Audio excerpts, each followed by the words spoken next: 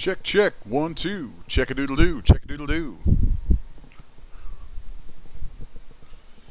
Howdy, howdy. Check, check, check. 1 minute till time. 1 minute till time. Ah, baby. 1 more minute. Un momento, por favor. Somebody tell me real quick if it sounds okay, then I'll kill my stream and then start it again. How's the sound? How's the sound today? Check, check, check-a-doodle-doo. Check, check, check-a-doodle-doo. Checking the sound. Are we sounding okay, folks? Somebody in chat. I am looking at the chat. Hello? Chat, chat, chat. Just wanted a quick sound check before we get to rolling. Anybody? Somebody? Sounds okay? Cool. Good. I'll kill stream and then restart. Be right back in just a moment. And we are back for another week of our artist development seminars from CGBytes. I am Les from 6S1 here for CGBytes, taking you guys through all kinds of nifty, cool production techniques and whatnot. Yeah,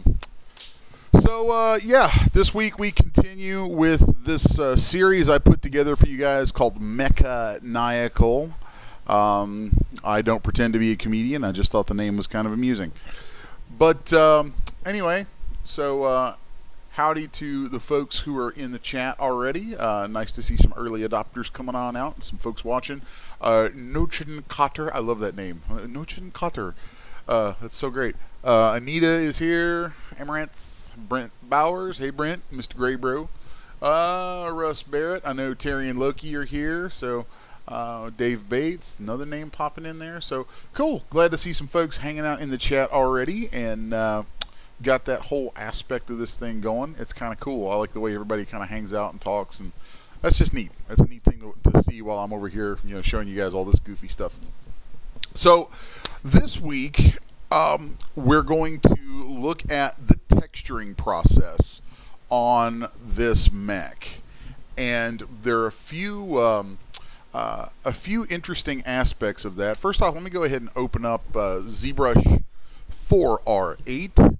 Yes, I'm so in love with what they've added to Zbrush 4R8. It's just insanity how awesome it is.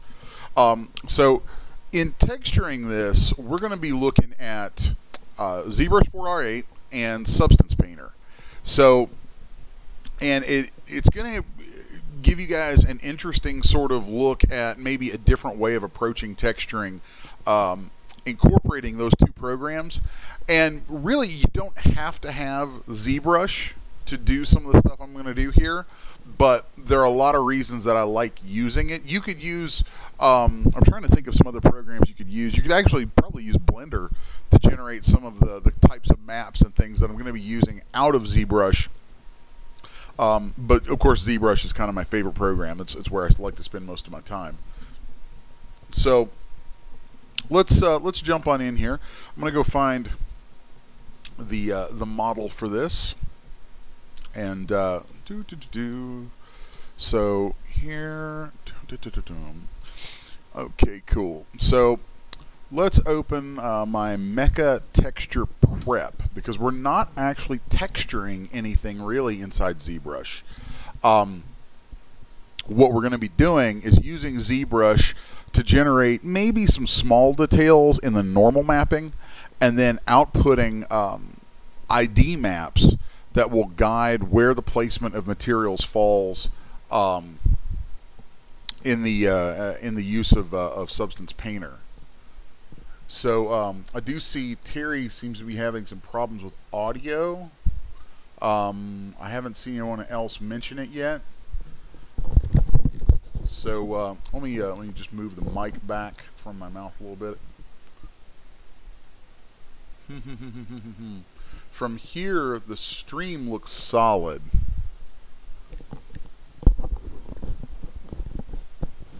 So yeah, the new mic is really powerful. Yeah.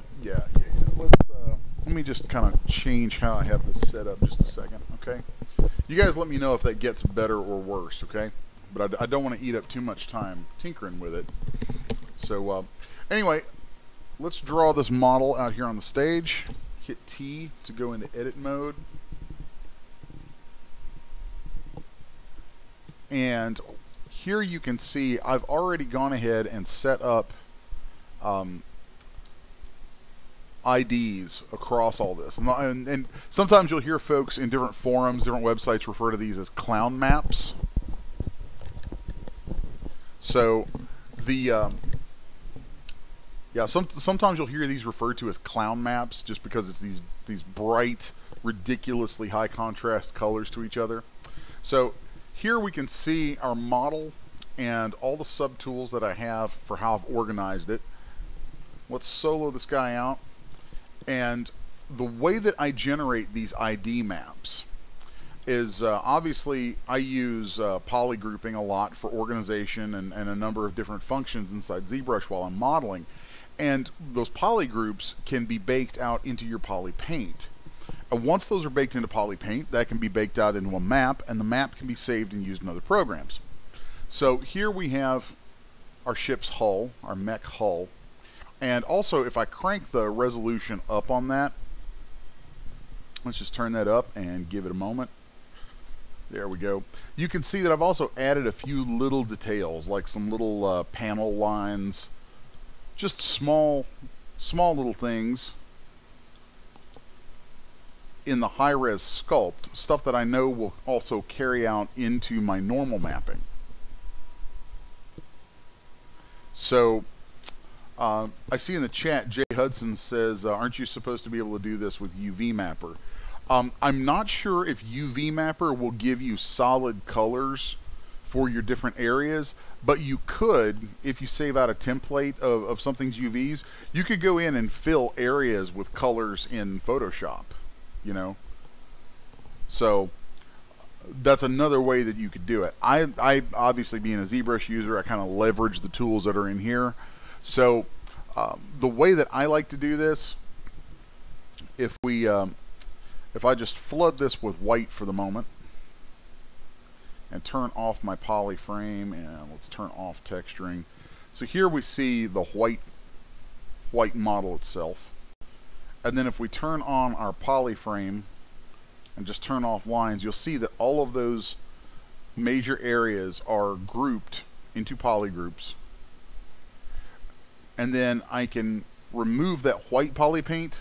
We'll just hit polypaint from polygroups. That's over in the polypaint menu.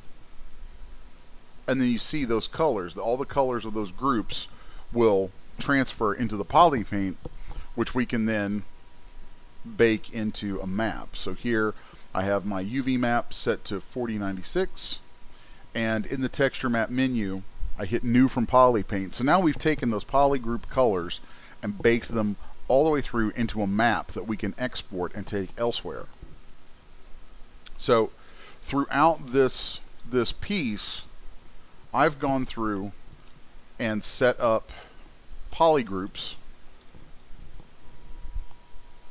for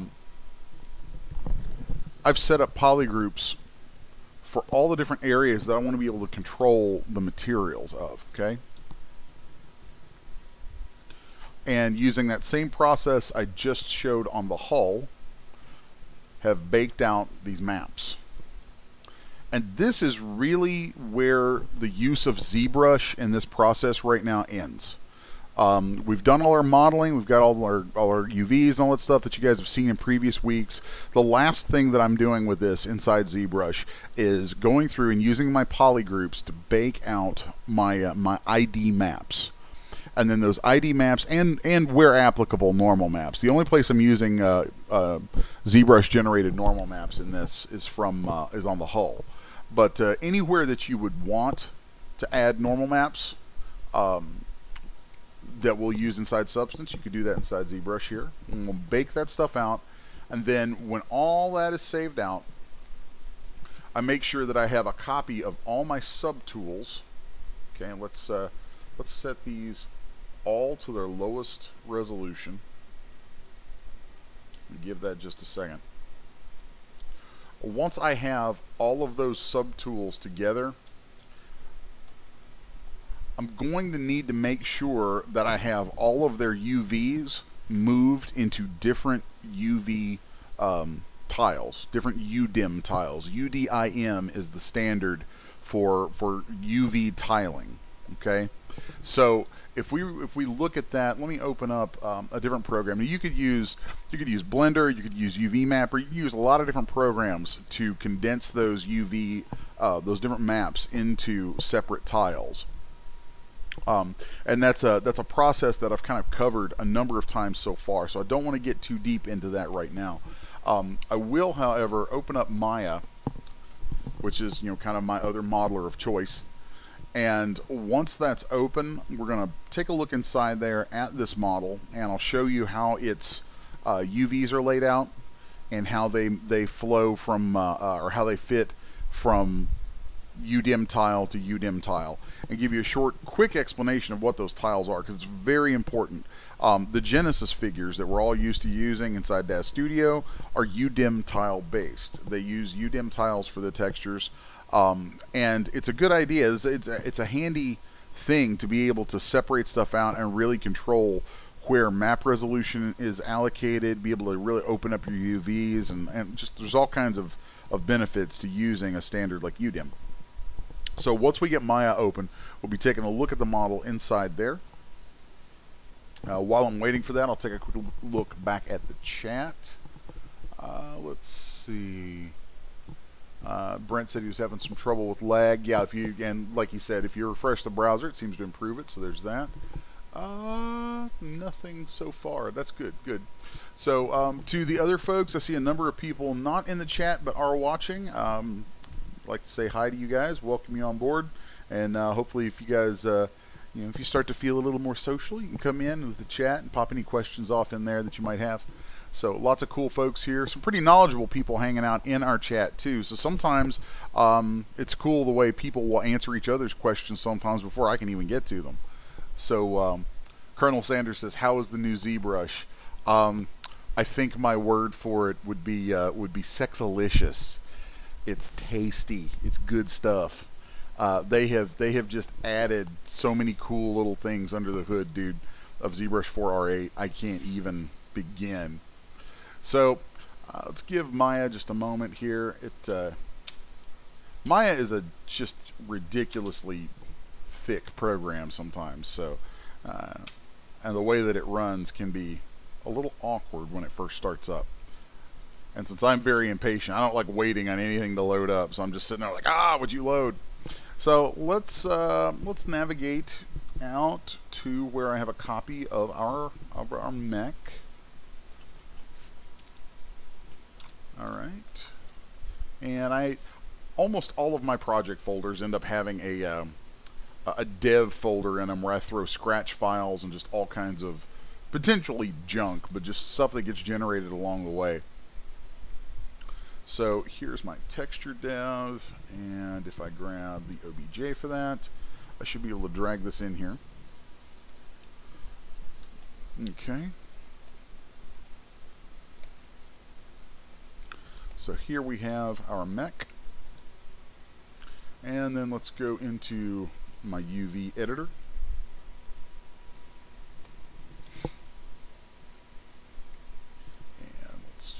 Turn that background image off, because right now it really doesn't matter. And here you can see what I mean by those UDIM tiles. Okay, this is tile 0, tile 1, 2, 3, 4, and 5. So we have 5 different maps corresponding to different sections of our ship here. And here you can see how I've laid out the UVs for each of those. So this is really important. The reason I'm kind of hammering back on this a little bit, even though it's not something I really want to spend too much time on, but it's important enough that I wanted to redress it just a bit, because inside Substance Painter, this is crucial. If you don't have UDIM, have your stuff broken up into UDIM tiles, like if you were to look at a set of UVs on something like this, say through the UV editor or UV menu in DAZ Studio, like right here, we can go to Perspective View, go to UV View, and then we do View by Node. Let's see. Is it not even going to give me that? No, no. There we go. There we go. So I click on the material.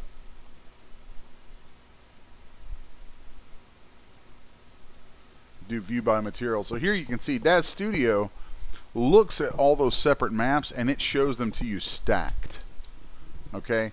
So if I were in Maya, this is what that would be like. It would be like having it piled all in the same tile, which is obviously not what we want.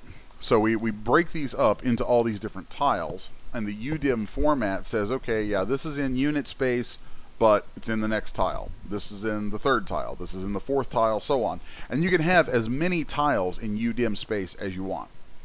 So, I mean, in theory, you could take every single UV shell in this thing and bust it up into its own tile. That would be kind of excessive, but whatever. You could do that if you wanted.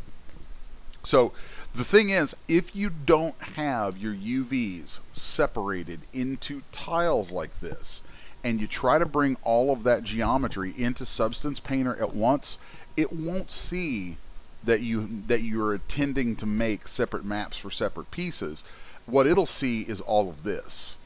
And so the maps that it will make will be a garbled mess. And it's just, yeah, it's not cool. It's not cool at all. So you want to make sure that you separate your model out. You plan out where your textures are going to go, how that's all going to be organized. I try to be as logical with it as I can. And then you break that up into the separate UDIM tiles before taking your OBJ into Substance Painter. Okay, so this is the last I'll need of Maya, so we're going to close that out. I just wanted to open that up so you guys could see that and kind of understand some of the thought process behind where we're heading right now.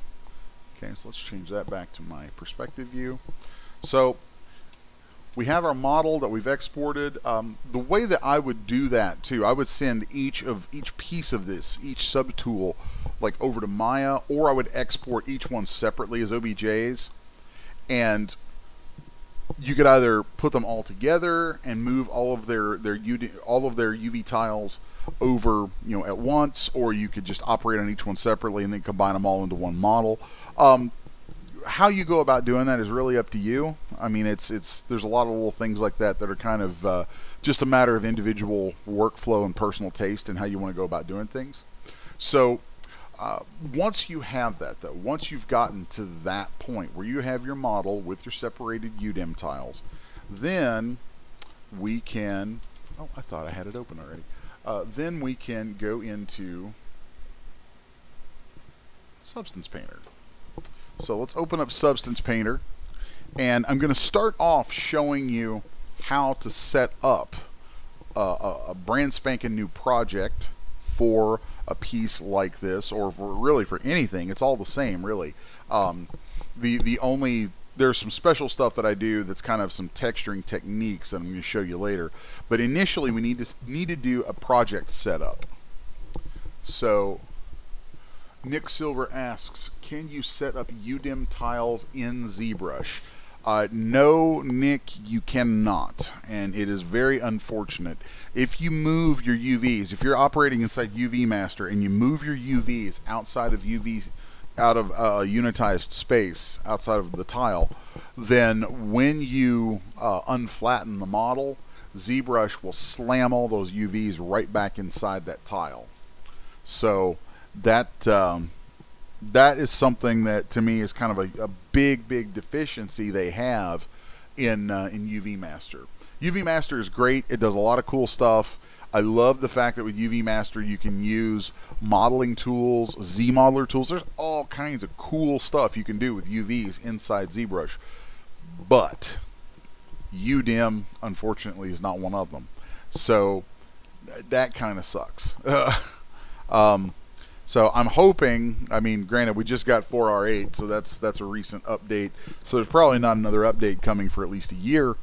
But I'm hoping that the next time there's a big ZBrush update, that they will expand some things in UV Mapper, because it's been kind of the same way for a long time, and they need to add some functionality there. So Russell Barrett says, Substance Painter, another awesomely cool application is just sitting on my hard drive because I have yet to find a way to double the time available per day. Substance Painter is super cool, man. And so that's where we're at right now, and that's a good segue into starting up our project. So here, let's just change this. I like to be able to see this tree view here of all the different assets available inside Substance. So let's go to File, New, and for my template, I want a PBR metallic roughness. That's kind of the baseline standard, and it applies pretty well to most of the stuff we're going to do for Dash Studio. Then I'll hit select beneath that, and that's going to be to select my mesh. So here I'm going to select my OBJ with my UDIM tiles and everything all nicely set up. My normal map format I want set to OpenGL. And I'm going to set my document resolution initially to 1024. You can actually change that at any point while you're working. So the next thing I need to do is add my ID and any normal maps. Okay, so here let's just go out here, and here you can see that I do have normal maps created. I went ahead and created the normal maps for all the parts of this, even though only the whole really has some specific stuff added to it. So, and I'm just going to select all of that and just drag over all those maps, and we'll hit open. So now we have those in our list, and we'll hit OK and give that a second to process all that and load in the model. So there we have our model in place, and here you'll see under textures, texture set list, right? That texture set list corresponds to our UDIM tiles. So here we had 1, 2, 3, 4, 5, and 6. We had 6 tiles total. So each one of those then, each one of those UDIM tiles, we can also hide and show its content inside Substance, which is just really, really handy. So if we're looking at the console and the control yokes, we could work on just that.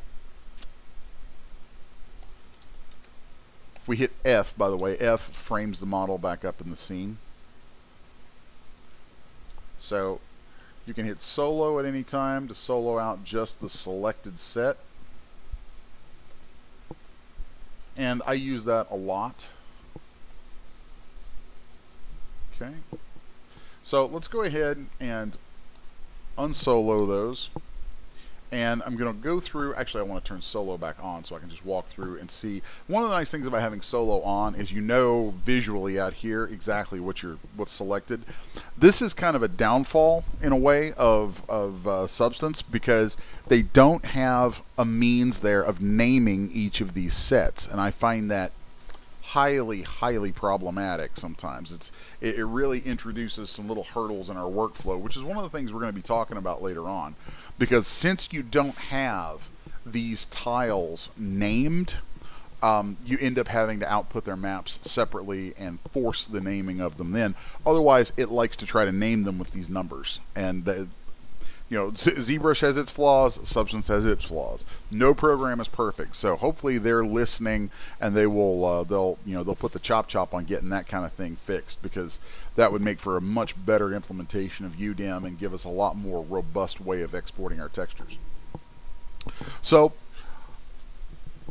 we're going to get this ball rolling with setting up our project by clicking on Project here, which is where all those maps that I loaded in is going to go. It's going to go into a temporary little folder here called Project, and that folder will save with, if we save this as a project file, as a Substance project file, it will save that. It will save everything that we have, all the assets that we have loaded right now while we're working will be saved, or references to them saved in the project, so that when you come back it looks just like it did while you were working, so you don't have to go reload brushes and reload texture assets and all that kind of stuff. So they do have some really cool workflow in that. So we want to go into our texture set settings, okay, and this is where we put any of our kind of baseline maps, and these are not things that actually texture the model, but these are things like identification maps, all kinds of different maps that are involved, some of which we're about to bake here inside Substance Painter itself, and then some we've already created inside Zbrush. So before I go adding any of these maps in, I'm going to go ahead and bake textures, okay? And let's just hit that button right there that says Bake Textures by Additional Maps.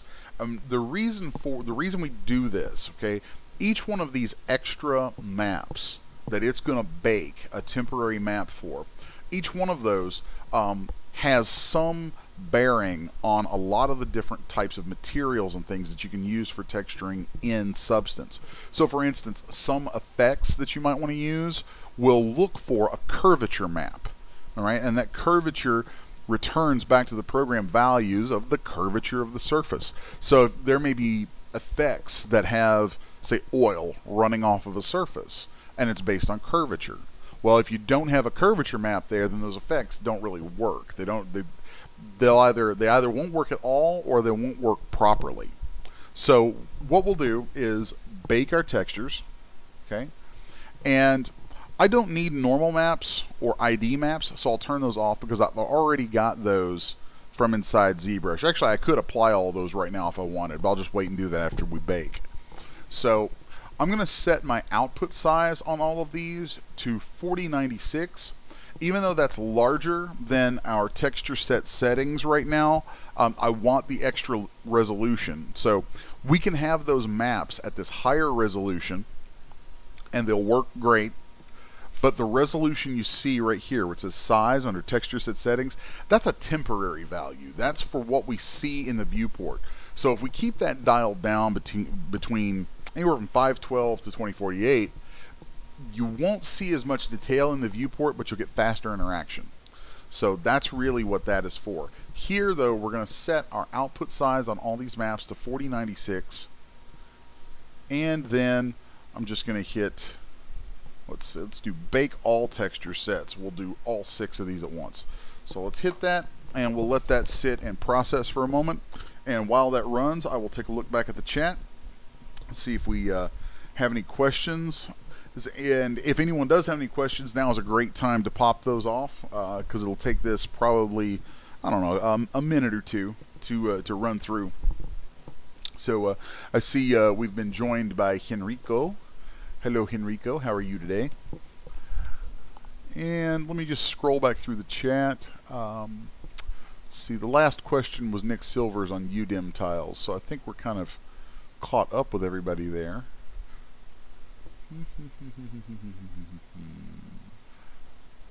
All right, and we're on to map 02. There you can see, I like that it gives you a nice readout for which map it's currently processing. And then as those process, you can actually see them appear down in our bottom pane here, in our project pane. You'll see those new maps appear. And I don't know how well you can make out how odd their colors can be, but like it's kind of interesting, because if you're used to seeing these pale blue normal maps, and then right next to them, a lot of times you'll see, if you can follow my mouse where I'm moving it to right here, you'll see right now you can see a preview of a world space normal map. Kind of an interesting subject there is the difference between what we, the normal maps, the local space normal maps, or tangent space normal maps as they're called, that we normally use, versus world space normal maps. Just be a very long explanation of the difference between those two. Suffice it to say, kind of the quick run and gun explanation is a tangent space normal map is local to each polygon. It works in tangent space. It works based on the angle of a polygon, whereas the world space works on the angle of each polygon in context of the entire 3D space. So it's a different thing, and they have different uses. The world space normal map is used again in a lot of effects and things here in Substance. So let's see, 23% done. It's moving on through there. Once this is done, I will probably be switching on off to a full version of this project that I already have put together, where we'll be able to look at textures that I've done and see them kind of on the fly, see them in real life as they are on the model. So, and if anyone hasn't seen some of the pretty nifty images and stuff for this guy so far, this is I'm really pleased with where this is going. So while I'm waiting on those maps, let me go find a couple of these images, because I'm very, very pleased with this guy. So here, let's take a look at this one. I'll show you. This is where we're headed with this. So, and before today is over, you'll see that in its in the environment there inside inside Substance. So, very, very cool stuff. Let's see. Substance, mecha. Ah, here, mechanical.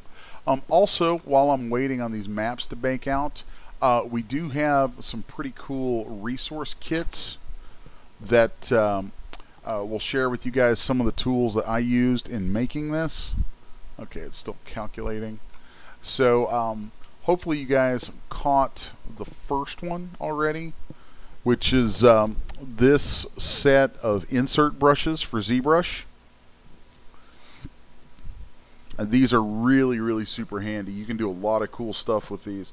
A lot of the elements that are in this piece you'll find in the form of insert brushes here that you can use to just stick those bits into projects of your own. So I love using those. I think those are great resources.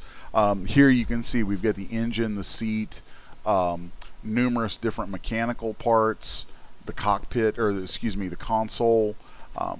It's pretty robust little set of resources there. All right, and it looks as though our maps are finished or getting close. Are we close? Come on. I'll just move that over there so I can see that while we're chugging.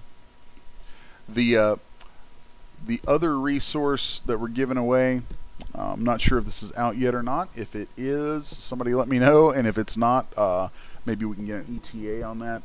But this is a set of vector displacement and multi-alpha brushes, which is a new thing to ZBrush 4R8.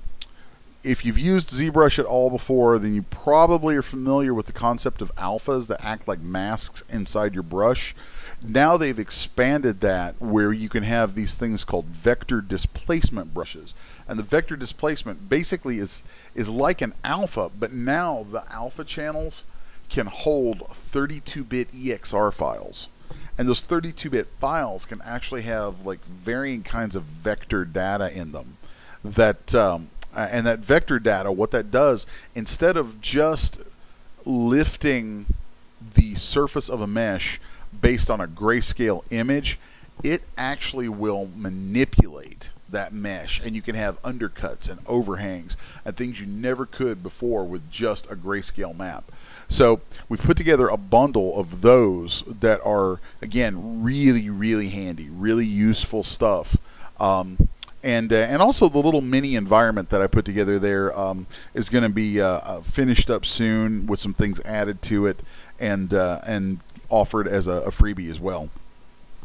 So let's see how we're doing in Substance.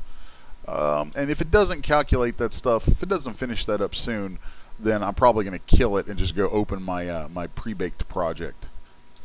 So it's halfway there. That's taking a bit, but really kind of want to wait for that and make sure that we get that. So let's see. Terry says that those resources are up in the store, so that's cool. And over in the chat, Limba0 says, I tested Space Mouse with 3D software and noticed that ZBrush didn't support it. Is there any info? Will ZBrush support these? I would not hold my breath on that, Limba, because I mean, obviously I don't speak for Pixelogic, but it seems to me that they have built such deep integration into or put so much thought into the way you use a keyboard and a Wacom tablet with ZBrush. It just doesn't seem to me like they're thinking into devices like the Space Mouse, like you're talking about there. So my actual hope is that ZBrush 5, when that eventually drops, I really hope that they are looking at using things like Oculus or something like that, some sort of VR system, because now there are actually some 3D sculpting tools starting to happen in VR that look really, really neat. So we'll see what the future, what's going to come down the pipe, because the folks at Pixelogic tend to be ahead of the curve. So we'll see how that goes. You know what? Let's go ahead and cancel this. This is eating up way too much of my time, so I'm just going to close that out. I really didn't think it was going to take that long to bake, but let's close that out, and we'll just reopen Substance Painter, and I'll open the project where I already have it set up. Woohoo! That's right, folks. Welcome, Brent, to the wonderful world of, try saying this fast, wonderful world of Wacom. So my buddy Brent there got his first Wacom today. Yay! Alright, so let's just go grab the project that I already have set up, because then we can actually dig into the cool stuff. So I don't want to waste anybody's time with waiting too long on those maps. So yeah, I see you guys talking about the Wacom. I love my Wacoms. Like, I haven't had a computer that I didn't have a Wacom tablet on since 1994. I can't imagine using computers without a Wacom. I love. Russ says, "Congratulations, Brent. Have you named it yet?" So, guys, here is our finished project. This is so that I can kind of demo all the different cool stuff in this. I spent a lot of time on this, and I hope it shows.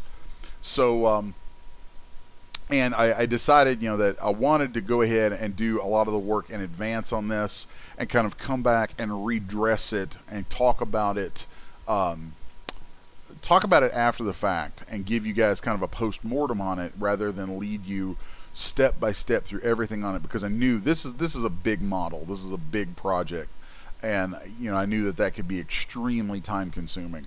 So now that we've got this thing open here, Russ Barrett says, "Love the materials on that model." Thanks.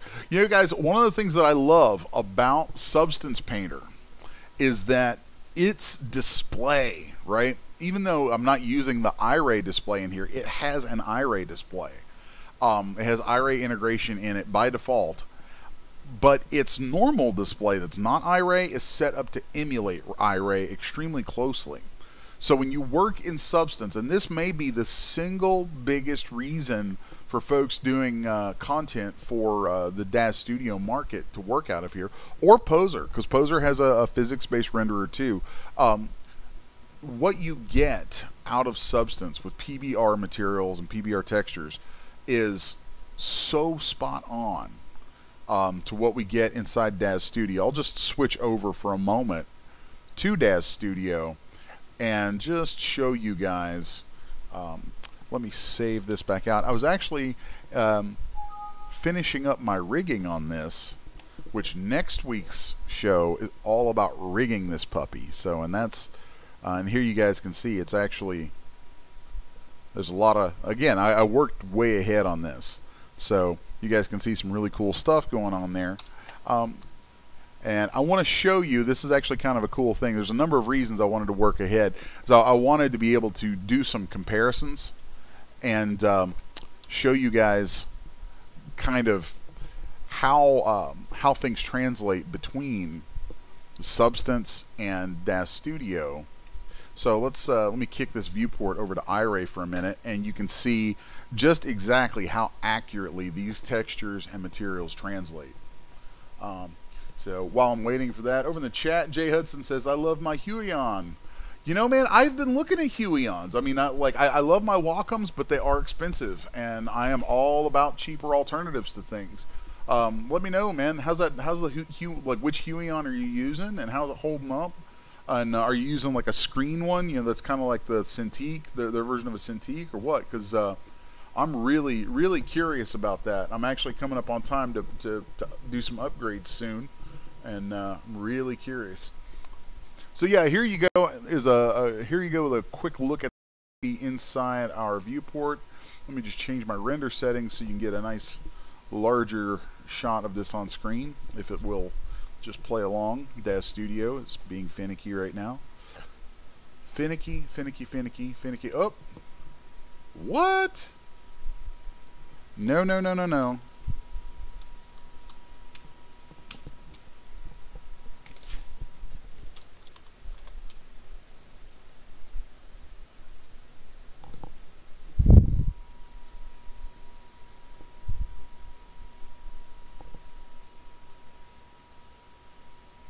Interesting. Well, oh, that was very strange. Okay. Very strange.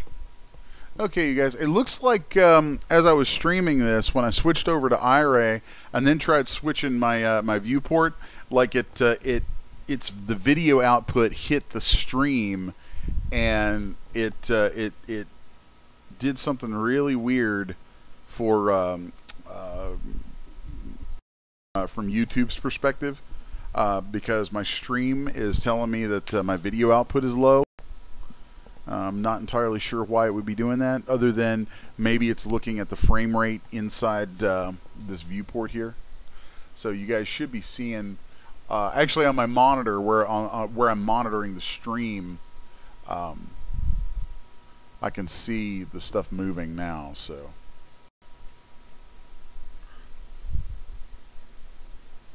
let's just scroll in here a little bit.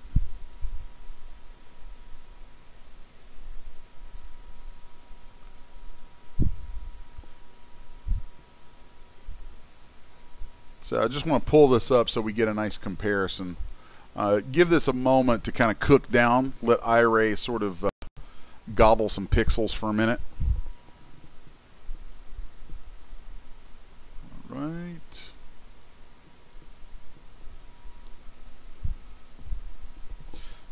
So even as grainy as that is right now, you can see there's, you know, how that translates between those two. Of course, I'm probably going to kill my stream here with the way that you're trying to switch back and forth here. It's my assumption that this stuff should work.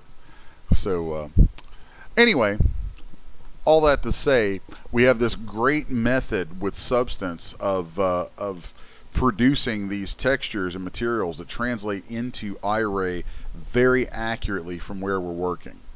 So here, I mean, this is here we have, I would call this, you know, kind of, I don't like using it because it sounds cocky, but I would call this, you know, photorealistic quality here, going back and forth between these two, and a deep degree of accuracy in how those materials translate between the two programs.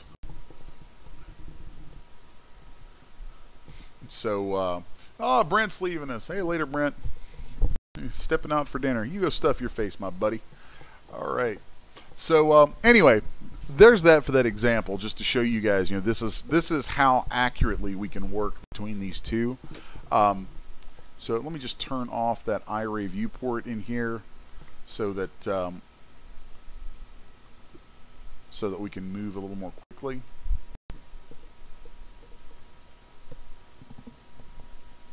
Okay.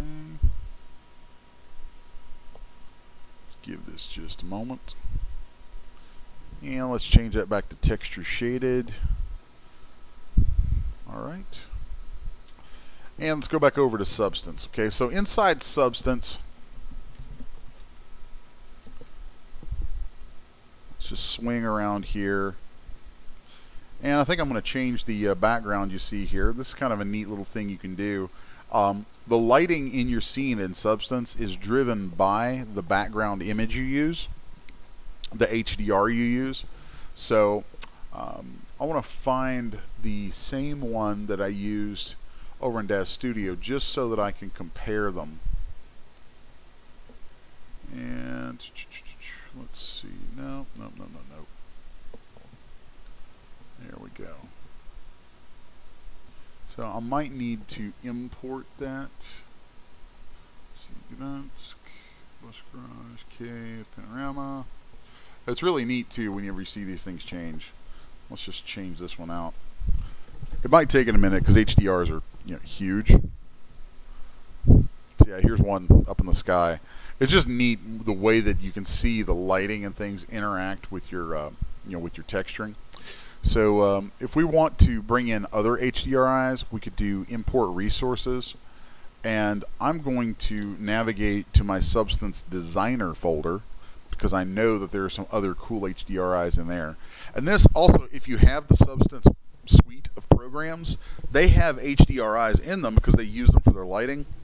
Those same HDRIs, you could point Daz Studio at them, just like I'm doing over in Daz Studio, and use those for your own rendering. And I just think that is super cool. So let's get resources under Substance Designer 6. And let's see, view 3D, maps, here we go. And I believe I'm using the airport. Alright. And I'm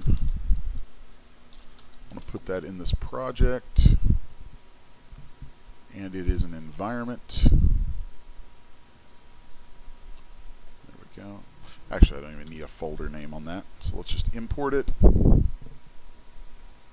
And now I should have, there we go. Should have the airport. So there you can see how that compares to what we had in Daz Studio.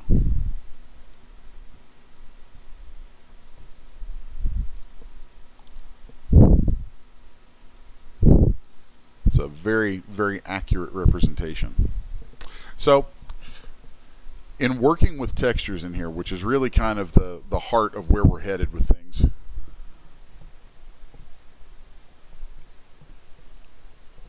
Oh. So, sorry about that. My mic shifted back down really close in front of my mouth. So, working with these textures then, let's solo out just one piece and we'll examine that a bit, and that's going to show you guys a lot about how we work with textures here inside Substance. Okay.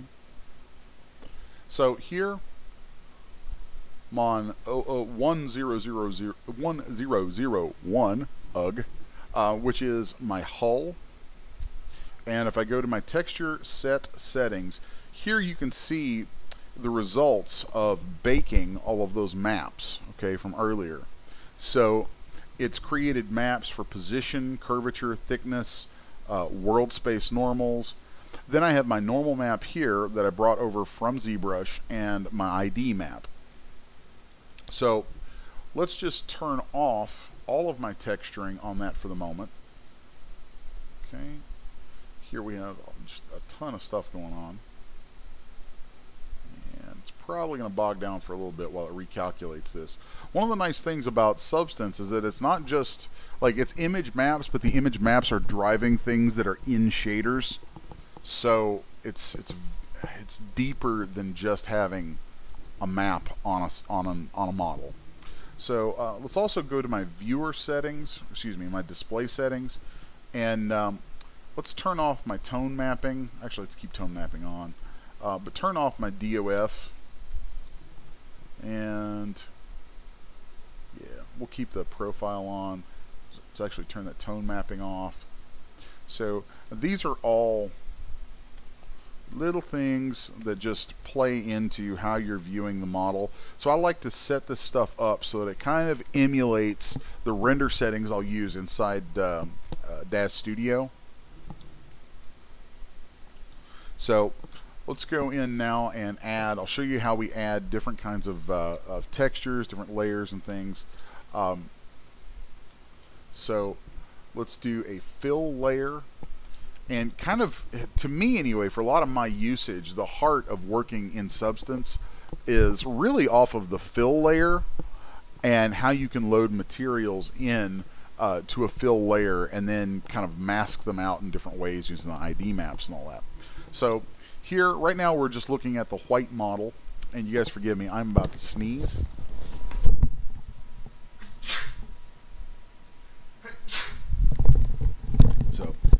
been just a little bit under the weather this week.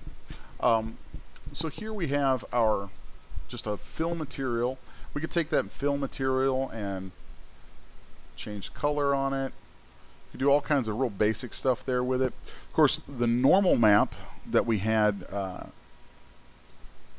from Zbrush, we could double down on that. And let's just come in here. Let's find my hull. Here's my hull normals. And so as soon as we apply something though, for some reason, and I don't know why they do this, they have the UV scale defaulting to 3.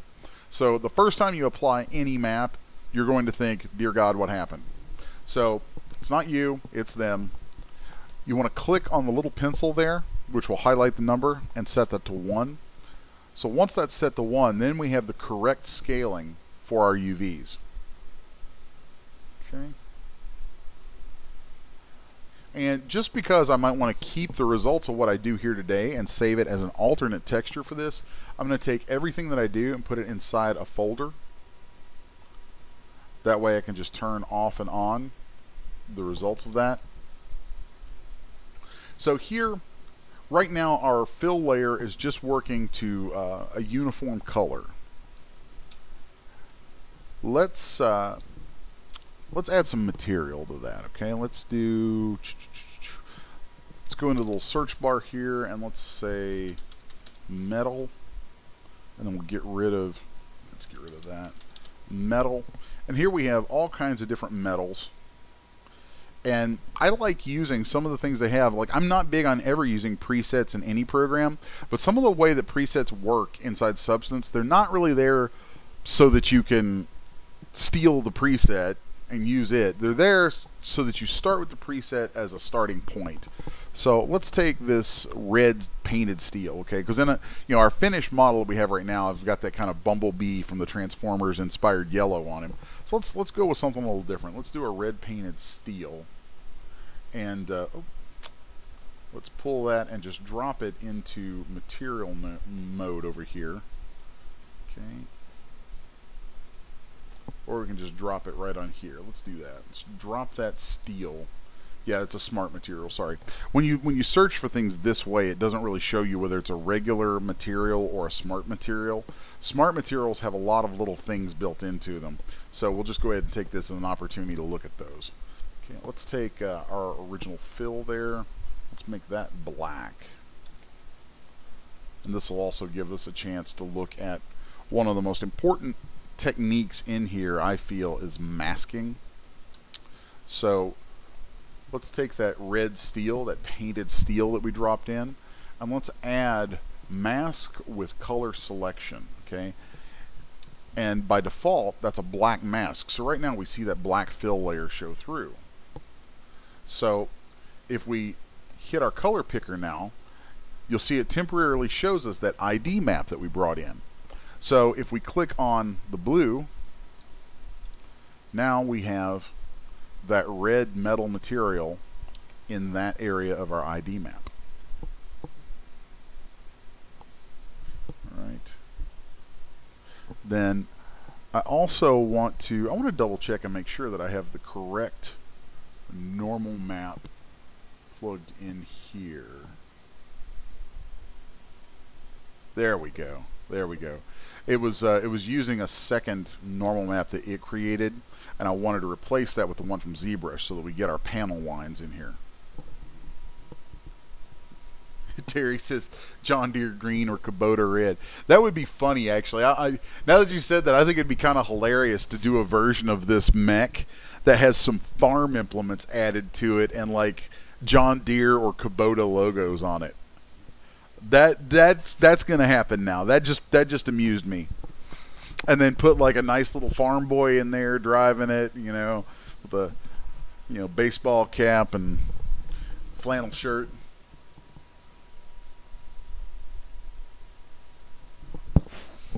It's actually a really cool idea now.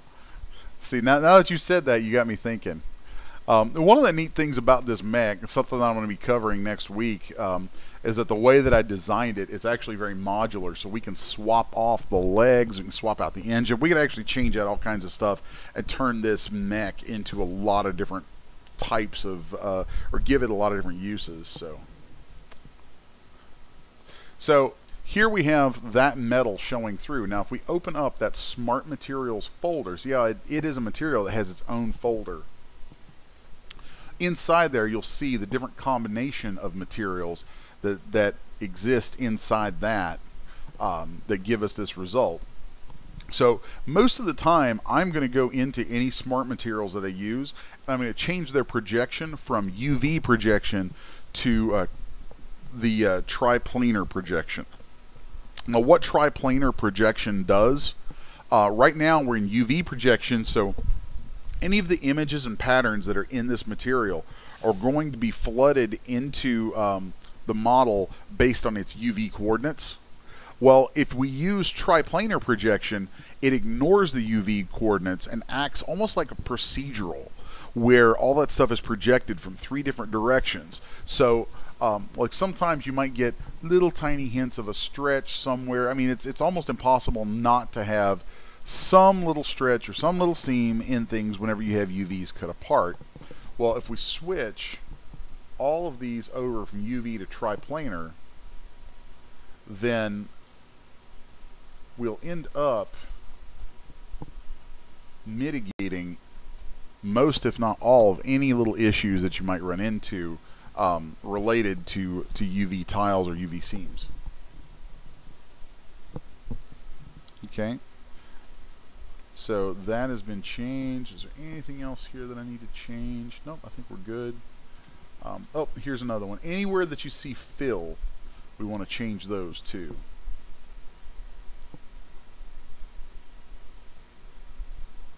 Okay. See how immediately some of these little areas tighten up? Okay. Now they have a few different things going on here that I think are just pretty nifty.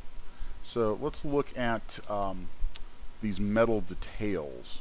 Okay, here we have dirt, and that is a particular filter that they're using. And then we can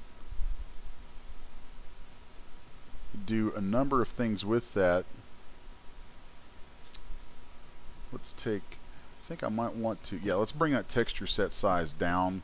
I had it at 4096. I'm going to bring that back down to 1024 so that we have a faster viewport. Okay, you'll see we lost a little resolution there, but it's going to give us a faster representation of things going on.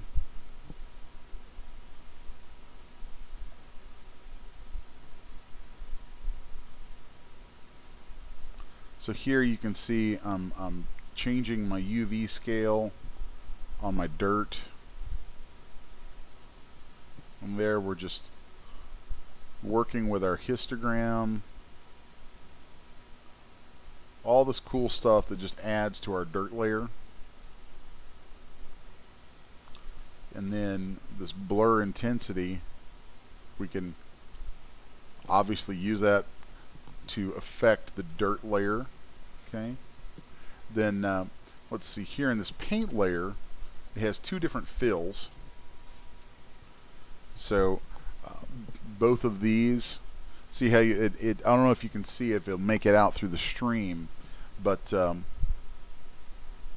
these are going to have different degrees of breakup that they add to the paint.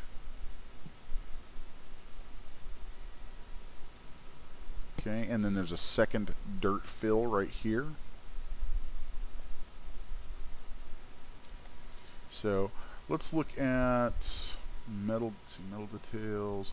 Let's go to our base steel for just a moment. Triplanar.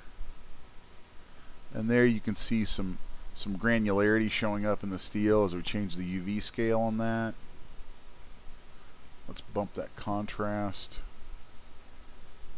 So all this kind of stuff, there's a lot of things you can do with any of these given materials that are just super cool. Now let's look here. If you click on any of these, the thumbnail on the left is your texture, your material, anything that's in a layer there. And then the thumbnail on the right is masking. Okay, so you have a lot that you can do just in the context of each layer itself. So here we have our paint, and then next to that is our masking, and that masking is what's going to create this kind of flaking, that weathering. So if we change things like this warp input position, contrast, warp input tiling, see there we're weathering the object with that intensity.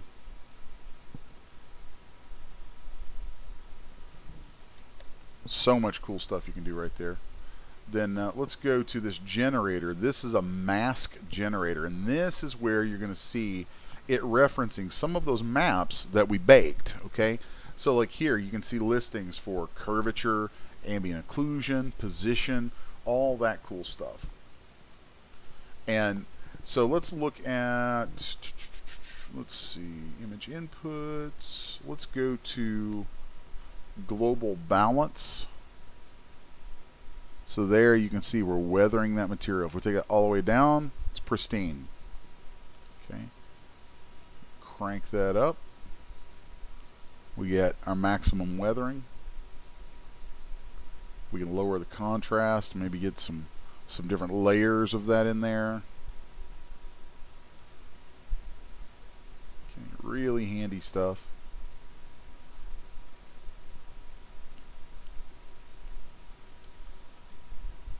And there we're affecting the paint based on the world space normals. Remember, I was mentioning those world space normals.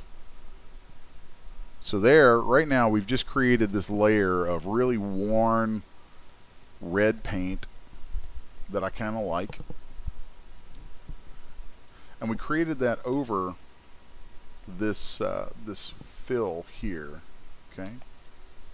So let's look. I think I might want to change this base steel. Let's make that darker. Alright, so we'll just click on its color there, and we made that darker. And then if I wanted, I could add even more like rust or some other kind of metal by dragging a different metal material into its own layer here above this base steel. So let's go back out to our shelves, and let's go, actually let's type rust. Okay, and let's do rust coarse. We'll drag that in here, and so now we have that layer of rust showing up underneath our paint with all the stuff that it can do, which is pretty cool.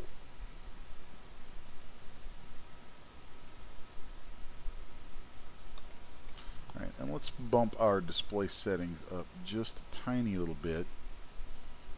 Let's take it up to 2048 so you see a little more detail in that.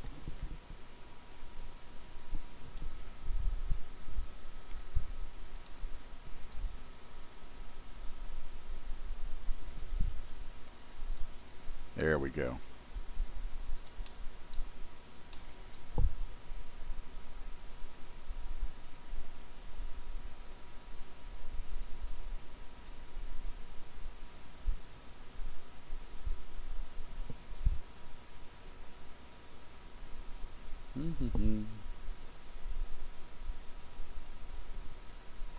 Just tweak my my view settings there a little bit so we can see this a little differently. There we go. It's a very hazy, diffuse sort of environment that I have in here right now. Sometimes while I'm working, I will go into my viewer settings, and we'll take our environment opacity down so I can focus more on the model, or I might even blur the environment a little bit just so that it's not so distracting. Now once you have all of this kind of cool stuff in here, We can also add other details on top. And we can also go in and use our ID mapping to build up texturing for inside the cockpit there. So we did just pass the 1 hour mark, and as is standard operating procedure, I am going to take a short break, and when I come back, we're going to walk through the rest of this, do some more with texturing, show you some more things with ID maps, and in the end, we'll wrap it all up by showing you how to output all the maps and collate those together, show you where I put them inside DAZ Studio. So I'll be back in just a moment, you guys. Till I get back, y'all hang tight, talk amongst yourselves. If you have any questions, I'll try to answer them when I get back.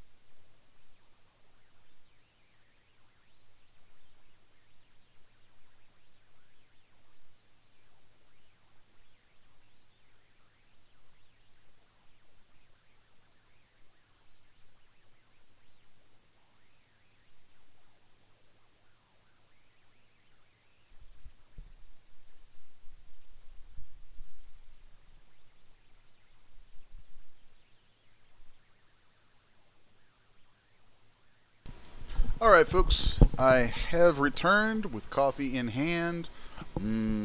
Thank you, thank you, thank you. Coffee, coffee, coffee. Sweet nectar of those primo South American beans. Alright, now that we are recaffeinating, let's move on forward with this. Let's take a look inside the cockpit here. And even though most of this gets covered up with some of the interior details, we still want to make sure that we have some texture going on here, some different things. So let's go back into our stack here,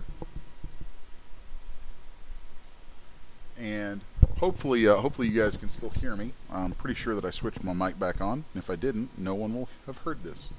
So let me know, give me a shout, let me know you guys can hear me. Otherwise, I'm going to keep pushing forward.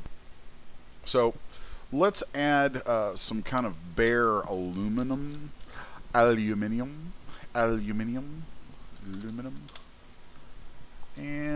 let's go with this one, and I'll just drag and drop that. So because we have our red paint layer above it with masking for that ID, we can drop that in and we'll see that aluminum show through.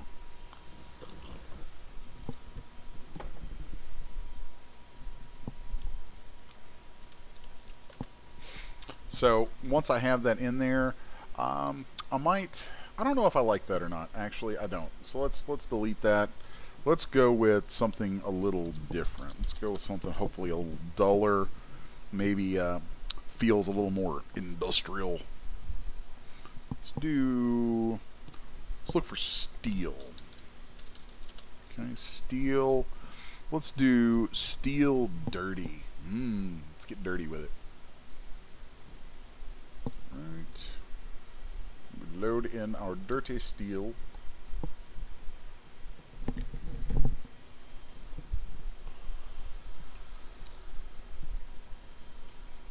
give that just a moment. Sometimes these things take a minute, especially like something like this has got a lot of different stuff going on in it.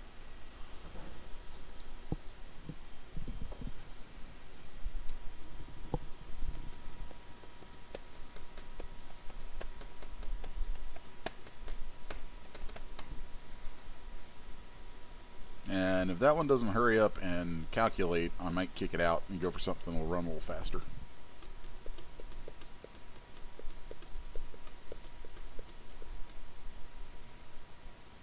Scuffed decals. See, I really like this one. I like the streaks and things that spits out. So that's some cool stuff. And the way those things are cascading over it, that's all being picked up from those world space, you know, the normal maps, different kinds of maps, things, you know, the world space stuff, all that kind of groovy stuff that it had to offer there. Now, just one of the things that's kind of neat, I think, about Substance is that it has a lot of similarities to Photoshop. So let's say we're looking at this dirty steel right here. We could turn down, you know, the opacity of any of these different layers. You can also change their blend modes. Do all kinds of nifty stuff with that. Okay, I do want to go through each of these and change them to triplanar because triplanar rocks. It's very, very rare that I will use UV projection on much of anything in here.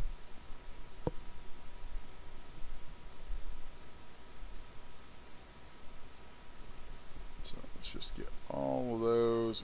There's probably stuff tucked away inside the mask layers too that'll need that same tweak made to them. Okay.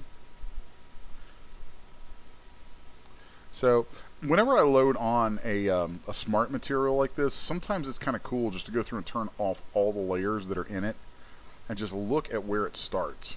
And this is actually, it's funny, smart materials are like nested materials. There's tons and tons of stuff inside them sometimes. And like this one has a dark steel material embedded in it and then a bunch of other effects over top of that. So it all kind of works together in some really neat ways. So there we've got it all turned off all the way back down. Let's turn each of these layers on and kind of look at what they do as we move up. Here we have the base steel. Okay.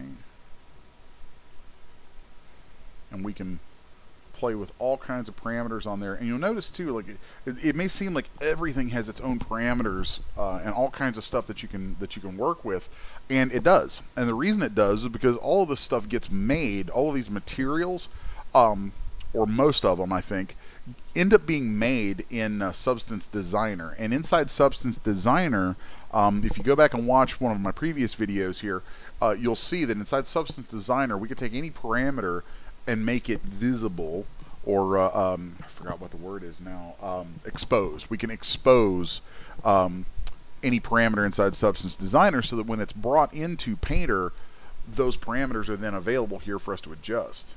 So it's very, very cool, very handy stuff like that.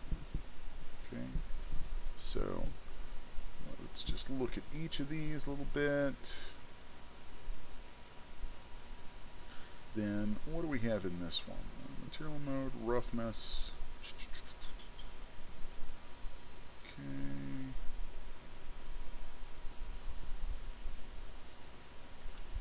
So these histograms are really, really handy. Histogram adjustments are your friend because tweaking on those, you can have a lot of variation in the way things texture. Okay. Anytime you see something that says basic parameters, that's probably going to be a set of there's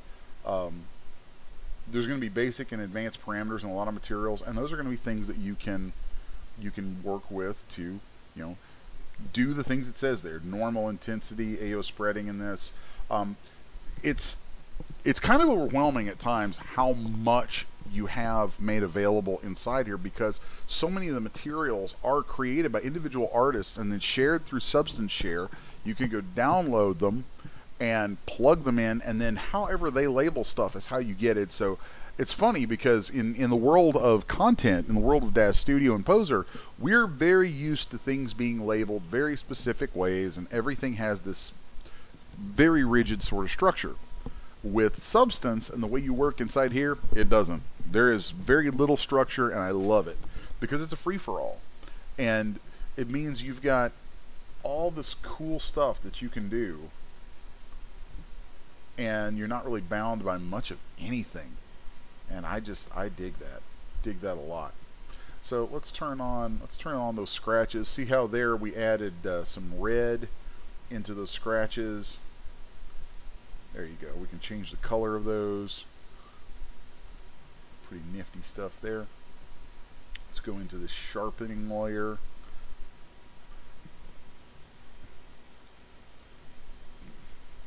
Of course I have to turn it on. There we go. Now we're sharpening all those details so you get all those scuff marks. And that's just on the base dark steel that's in there. So now we're going to add, I'm not sure why they labeled that like that. I'm not sure what that word is. Maybe it's another language or something. But here they actually have a paint effect in here, so we can paint and control things there. Do all kinds of neat stuff with that. Let's see. Let's look at this blurring. There you go. Now you can really see that effect starting to pop in here. Okay. And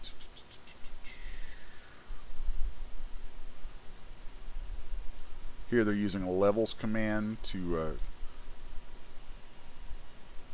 work with the level of the effect that they have going on. Okay. Let's turn these guys on. Let's turn these on. Ah, these are cool. Kind of oily streaks and things. So let's look and see what we have going on in here. This might even be... Okay, yeah, this is just stuff affecting the roughness. Okay.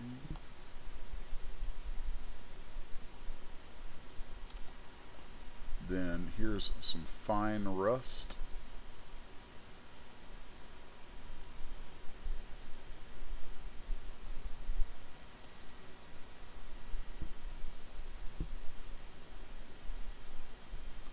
And dirt. So here we can increase that grunge amount and really start getting a dirt layer, some nastiness on there.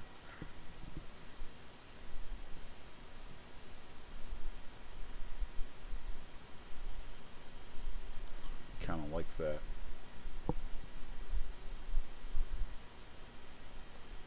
And this one is mostly these drips. So let's turn that one down a little bit. Bleed, fill layer. Okay, so here we've got this basic grunginess going on.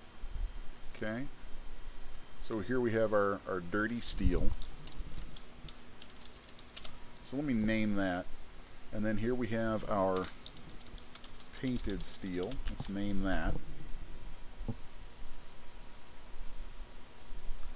collapse that all together. And I also want to make a folder just to put all my original stuff in. Okay. So let's turn all that on. It probably won't even really have any effect here because of the way I set that up, and I hope it doesn't. So now we should be able to switch back and forth. Okay, so here's my original, and here I have, you can see where I have all those rivets and everything on there. I believe I should be able to actually pull those rivets. Here you can see the work that I did on there. Yeah. So this layer right here is my rivets. So if I wanted, I could just pull, let's duplicate that layer, pull that all the way up here to the top. And so now I get my rivets on top of that red material. which I really dig. That's getting a nice mean sort of look to it. So let's add a couple of more little doodads to this. Let's have some fun with it. Okay, so let's see. Let's call this rivets. Okay, and then let's throw a just a straight up paint layer on top of here, and let's go to our, what do we want? What do we want? Let's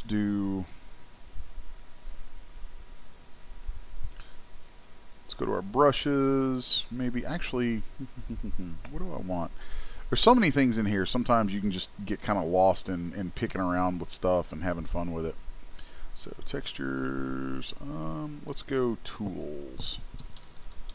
Okay, tools, here we go. Let's grab this oil leaks brush. This is some pretty cool stuff. So if I start painting with that, you see there the oil that it drops flows across that surface. It doesn't stop when I let off the brush. And let's change this another step and go to physical paint. Okay, and then when that physical paint hits, it's going to look at the model and all those maps in it that tell it things about the model. And you see there, it actually drops particles, and then those particles run across the surface. So let's say I wanted to have some oil spilling out of the cockpit here. Okay, and then just like in Photoshop, your bracket keys control your brush size, which with physical paint controls the size of the particles that hit. And you'll see here too, those particles actually hit and flow based on that normal map. So let's undo those a couple times. Let's add some oil flow coming through the back here. And we can go through and tweak out all kinds of things about that material, because what we're doing is painting with a material. And then we can also, let's see, let's do, no, we want to keep that. Let's come over here and look at, we could go in and select a material here. Let's just type oil and see if we get anything. No.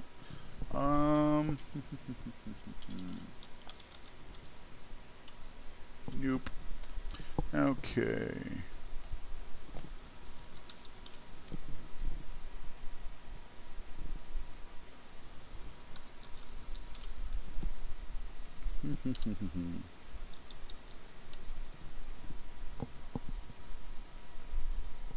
Let's never mind. So when we paint, we could throw any material we wanted on here. So let's just put something into that just so you can kind of see. Let's just throw this brass in here. So there we're painting with liquid brass. Kind of neat. So you could tweak out all kinds of things about a material. So there I just changed the color of that brass. So if we made that really dark, it's going to have that brassy quality to it, but it's going to run like oil across those cracks and crevices.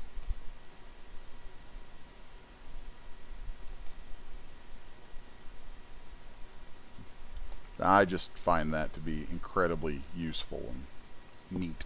You know, it's just cool stuff. So let's take our brush and maybe, I don't know,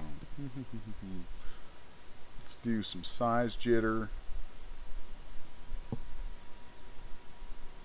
Right. And then let's increase the flow.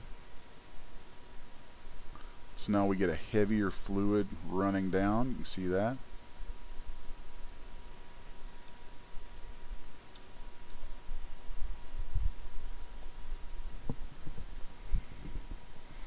I love watching the stuff flow into the normal map. That's just kind of neat. So what other things might we want to add with paint? Let's see.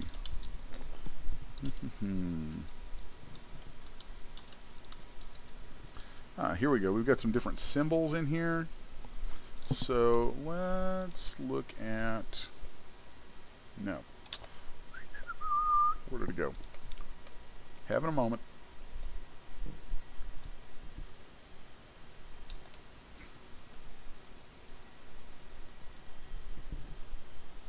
Let's throw another paint layer on here. Okay, and then let's go look at our brushes.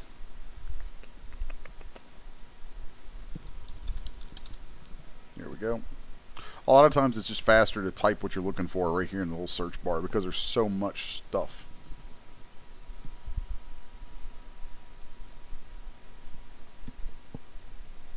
Right. So here we can just paint right on. I do want to turn off my physical paint. Okay. Got lots of neat things that we can do here. And I want to grab something that I know is going to use an alpha in it. Like this guy right here that is doing these road stripes, it calls it. I'll just use that as a starting point. And then let's click on our alpha right here. Come on. Here it is. Alpha. And let's grab this guy. Okay. So here it's going to paint those in place. If I just increase this, I can increase my size. I could stamp it once like that. Let's turn that, let's see, let's turn our spacing up so it becomes harder to accidentally draw multiples.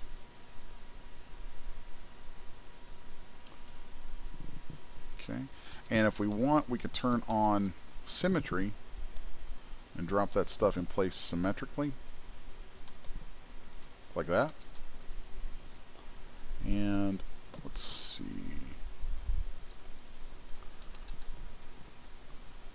Nope, not what I want.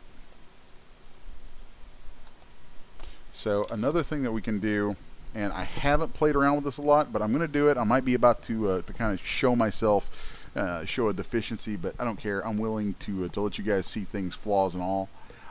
Let's go grab just any brush. Let's grab the default soft brush.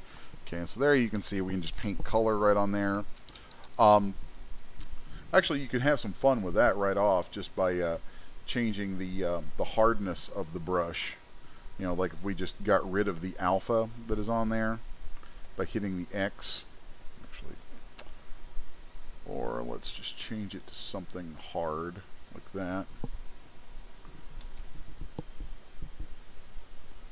Or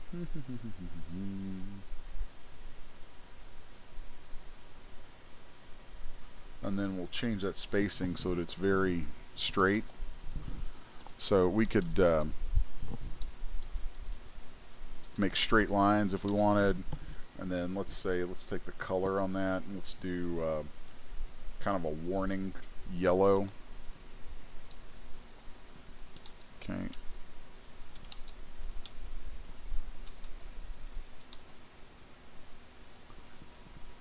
And we could always take the eraser and get rid of some if we want. Another handy way of doing something like those lines is to do them by polygons. So let's take the color right here, take that up to, again, kind of a warning yellow, and then we could just go polygon by polygon across here, and it's going to fill those in. Another way to use that would be to create a fill layer, and then we'll throw some masking. So let's just throw a full black mask so it actually doesn't do anything, and then we can paint into that mask by polygon. So then the things that we're adding in there are nice and tight, But then we could also change what kind of material is on them. So let's say we'll grab this painted material here, and then we'll change its color to that sort of warning yellow. Kind of digging that. And then let's change this to screen, and then we'll back the color down a little bit so we have some of our wear and tear show through. And then we can go back to our masking layer there, or a mask on this layer, and maybe just paint a little further with it if we wanted, or let's do these guys right here. Now of course we're working symmetrically, so all of that carries over. Okay. Now let's hide that the symmetry plane.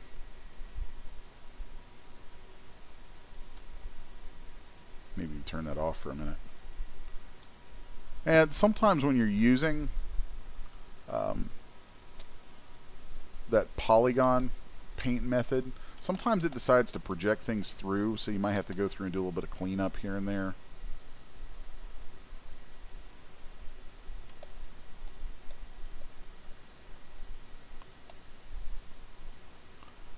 Which really is just a matter of taking an eraser and kind of going over it.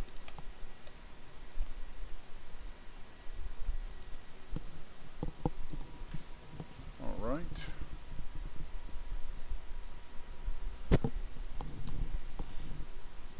So let's look at the thing I was saying a minute ago that I'm actually not, that I don't use very often, I'm not 100% confident in, but I'm going to try it anyway just because, is stenciling. Okay, so let's go into stencils, and I'm trying to remember where these were. Let's go symbols, and I want to pull, where'd the nuclear symbol go? I like that one. So right now that's in an alpha.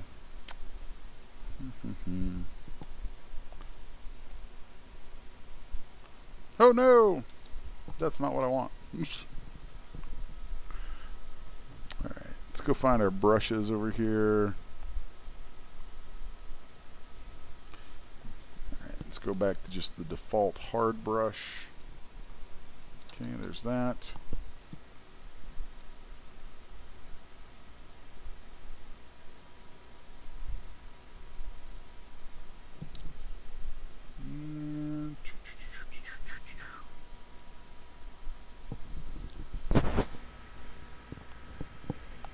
There we go. Alphas is where those guys sit.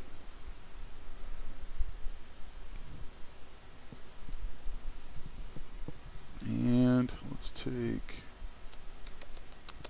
where did it go? Where did it go? Where did it go? Ah, there it is. Okay, cool. So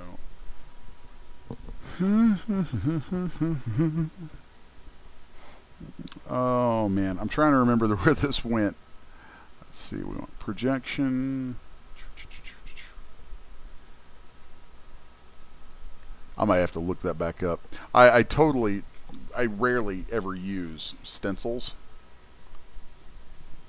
so I'm having a complete brain fart, but I wanted to show you guys that one.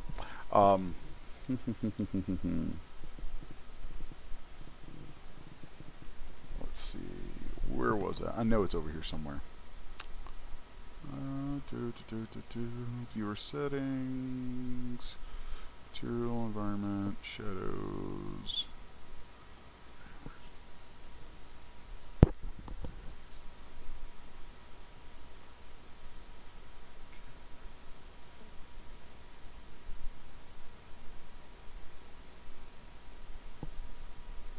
Yeah, I could have swore that was over here.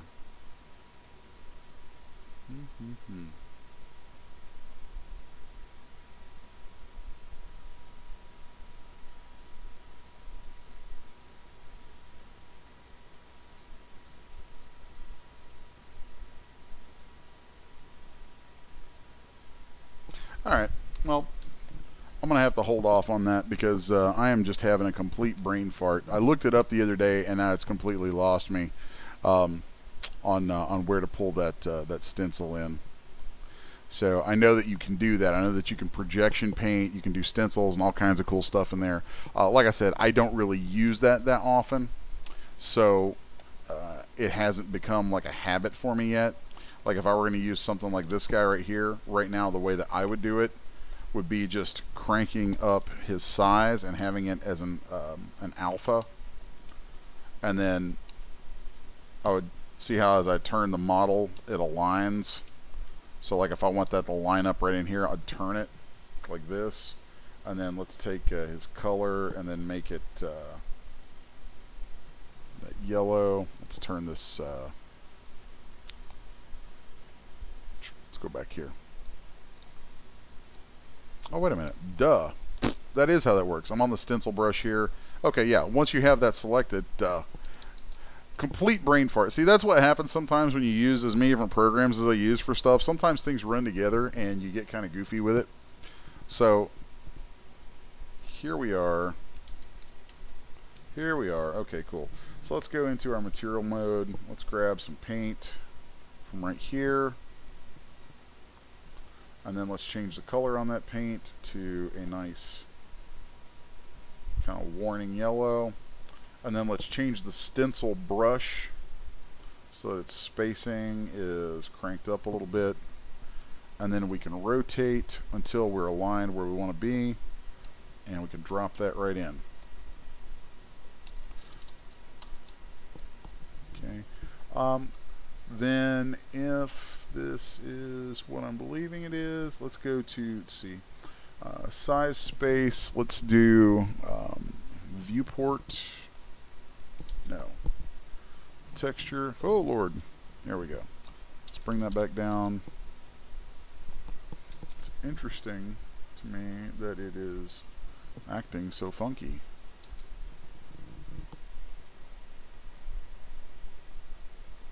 Let's see, let's have back face culling set to camera. That way it doesn't project on anything that the camera's not looking at.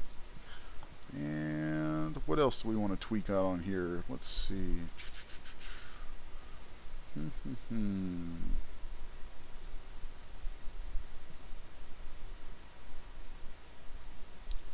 Let's turn that color down a little bit. It's a little on the bright side.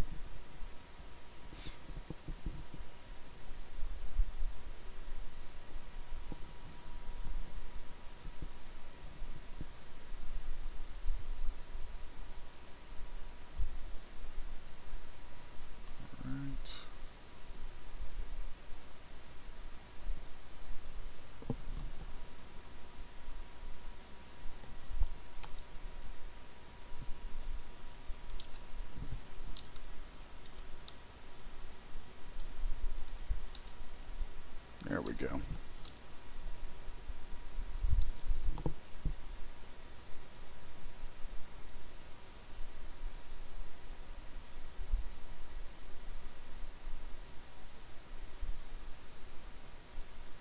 It's kind of neat. You can see a preview here for some of the things that you can change in a material. So there, that material we're painting with has its own rust. Okay, and I believe, let's see, oh, that's size. I don't want any pressure on that size. I think, yeah, that's what was messing with me. I was wondering why my size kept coming out funny. So there, I turn off size, turn off pressure on the size. That way it actually drops it in exactly as I see it. Okay. And let's find something else. Let's do,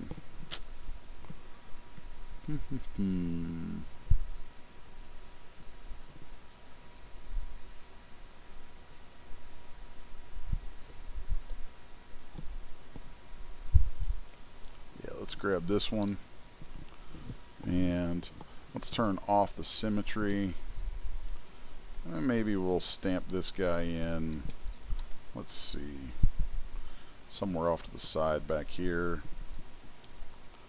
like this, and then let's make it red. So let's go down to our material here. Actually, we don't want that red because red against that isn't really going to show up.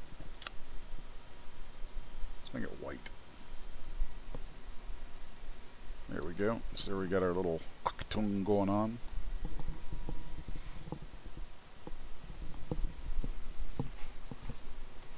Okay. Now let's go back to our regular brushes now and see where we're at. Okay. So we could bring in any kind of logo, any kind of black and white image to use as an alpha or to use as a stencil. So we could stamp logos and things on there. You can do all kinds of cool stuff with that. Like I said, it's not something that I work with a lot. I don't know, just something about my style of work and the way that I like to work. I don't typically use a lot of stenciling, but it's there if you want to use it, and it can be really, really handy, really powerful. So I think I'm ready to call that part done. And of course, you guys have gotten to see kind of a granular approach to this stuff right now too in this section. Let's look and see. Okay, that was our little warning signs. These were our little stripes, which I really kind of dig. I dig having those stripes in there. It'd be really neat too to like do a version of this that's super slick and clean with like flames painted across it, kind of the hot rod version of the mech. Once I got into building this design, I really fell in love with it. It's got a lot of there's a lot of fun that we could have with this, and a lot of different places we could take it, especially with this modular hull. I dig that, man. I so dig that. So let's look at everything together now, and I want to go through and make the rest of it kind of come together with that red metal. So I focused on the one piece on the main hull. So now how do I get the rest of that to sort of be in tandem with it? Which I actually kind of like that two-tone red and yellow is pretty cool.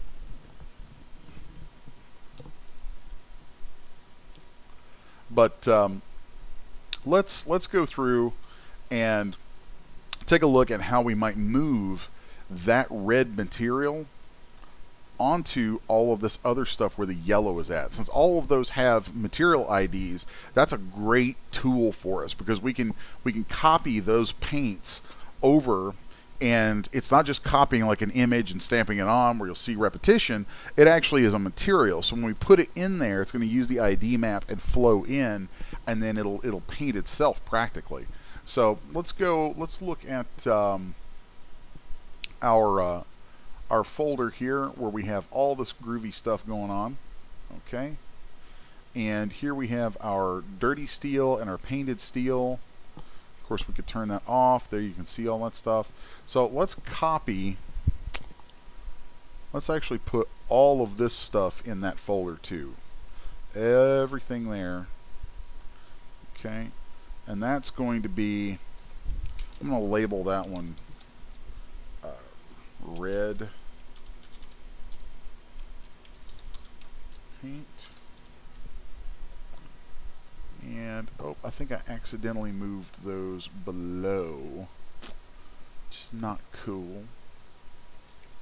So let's undo that a couple times. You have to be careful when you're dragging stuff around in here because sometimes it wants to put things kind of, it'll accidentally drop them into some of these smart material folders. So you want to make sure you get it on that little line there. Nope.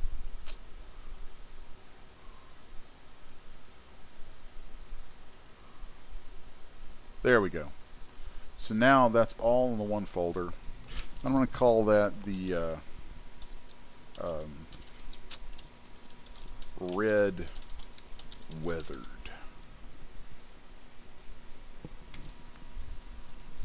And we'll call the yellow one the bee's knees. Just because I'm feeling goofy. Alright. So now let's copy red weathered. We'll just right click. We can hit Control C, but I want you to see all this other stuff that you have access to here as well, just through right clicking.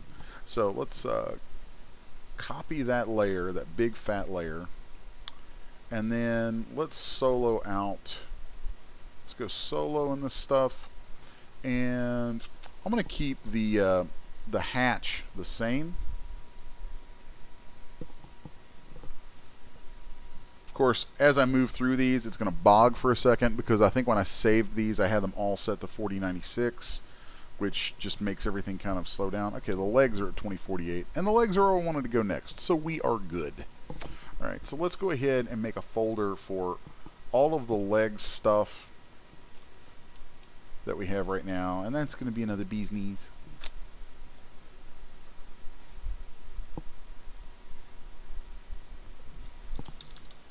Sometimes silly names are the best names because you remember them. So there we've got our bee's knees. Now let's paste, and it's going to look really strange when we paste because a lot of the layers in this have that color map ID masking. So we need to go through and pick then what masks, what colors out of this object's masks those are going to align with. So we have a little bit of work to do there. So let's go through and let's turn off all these paint layers.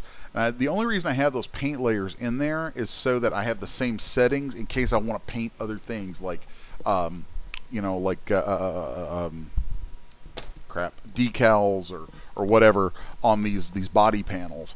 But that way I have the same settings in the layers, so then I can, you know, just blast those on there. That's actually a nice look for a burned out mech. That I would almost save that. Almost like, oh wait, look, there we go. We've got a, you know, we've got a battle damaged, burned out husk sitting here somewhere. You know, it's one of the cool things about this is sitting here working with the stuff. You know, you can do all kinds of nifty things with it. Just as you see, you know, as you turn things on and off, you could be like, oh well, that's a great material. Let's save that. So I'm going to turn off my black fill layer because I actually want to keep the some of those underlying mechanical parts. I want to keep some of that stuff in place. So or do I? That's a good question. Actually, let's not. Let's just turn that on. Now let's turn on our dirty steel. Oh, it's burned out. I love it. Love it, love it. And then let's go to our painted steel, and then we're going to click on the color selection there. You can see here it's now referencing the correct ID mask for this object, but it's not, doesn't have anything picked up. So let's go pick a color, and we know we want these body panels to get our painted steel, so now our red transfers onto those. And you see what I mean about how it's actually painting it based on physical properties. So then let's pick another color for another panel. So we have the lower legs, those panels. Oh, I like that. I like that a lot. This thing's going to be brutal looking in red. Really digging that.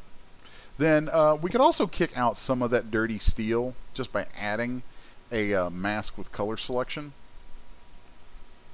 And then let's mask, oh, what do we want? Where do we want that color? Let's do inside there so we get this nice dark color on the inside.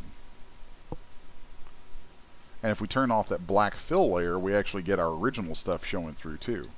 So you got so many different ways you can combine this stuff together. I mean, it's like for folks who are doing texture sets as products for existing, you know, models, using substance like this, oh my God, you could turn out so many cool texture sets so fast.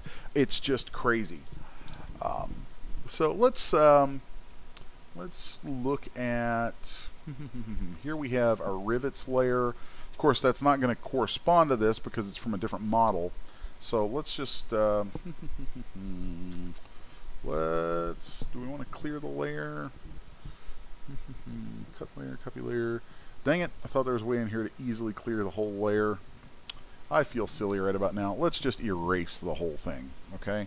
So let's turn on some symmetry, and I'm just going to take a giant brush and erase everything out of that layer. And actually, I think I want to pull, oh yeah, because I had rivets painted in the original. Sorry, it's been a couple days, you guys. So let's just get rid of that layer altogether. Let's go back down into the bee's knees, and let's find my rivet painting layer. It's down there. Okay.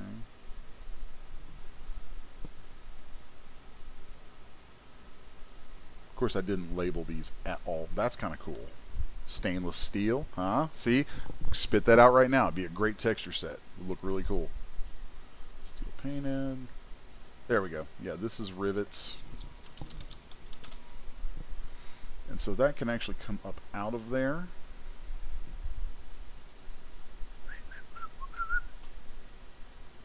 And let's turn you off. Let's turn you on. Here we have rivets. We're just going to sit that right on top of everything. If it'll get there. There it goes. Cool, cool. So now we have our original rivets sitting right on top. We've also got some other weathering and stuff that shows up. Pretty nifty. Yeah, actually there's some weathering painted into that rivets layer. So I might want to do a new rivets layer. Yeah, I think I do. Let's just put that back on the bee's knees. Okay. So then let's do a new layer here. Let's turn these guys here back on. There's that fill layer. Let's see.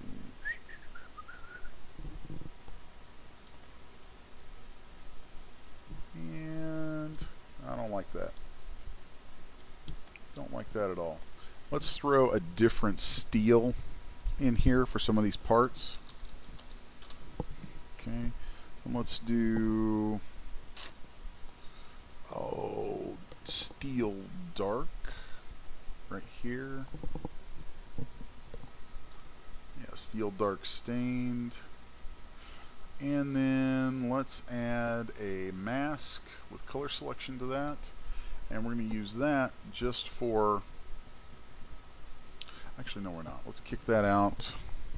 Let's go to regular materials. The nice thing about using regular materials is versus smart materials is regular materials don't have a folder to them. They just access a material. So let's take steel battered. That way we can get a little bit of a shine coming through something. So it's got a little bit of, oh, that's too much shine. The nice thing is once you have a material layer on there, though, we could just change out what material it uses by dragging a material over here. So now that's going to change out to that steel wear, or we can change it to steel rough. And let's go steel wear. Okay. Then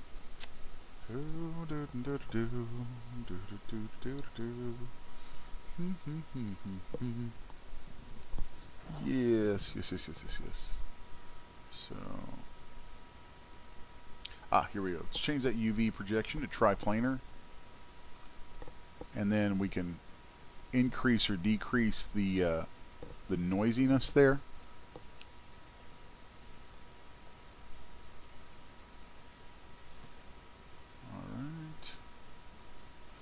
And right here where you see these listed, these tell you the different channels of your PBR materials that material is going to affect with maps that it creates. So that's kind of some important stuff to take note of. Let's turn up our dirt intensity, dirt contrast, maybe dirt scale too. Okay.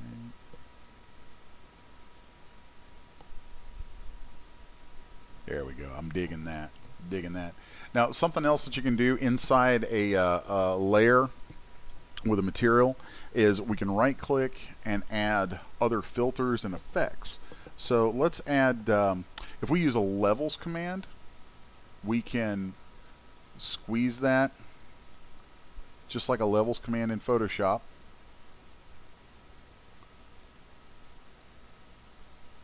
Which I think is pretty gosh darn nifty.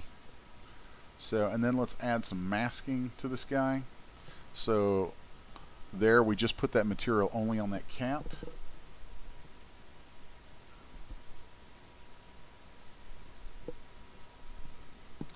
Then let's just add this material to a few key little points that I think would look kind of cool.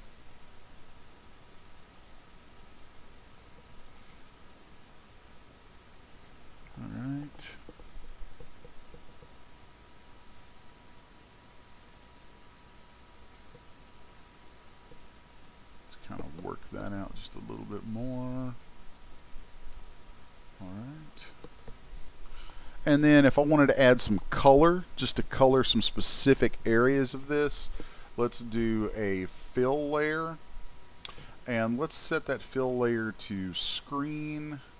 Let's turn that down a little bit. And then let's add a mask with color selection. And let's say we want to turn these piston, or let's turn the little collar pieces here at the end of the legs. Let's turn those to a bright red still, as opposed to our, our crazy rusted red. So the way I would do that here, one way I could do that, is with this fill layer, I can now select this color. So now let's just change that to a red like that.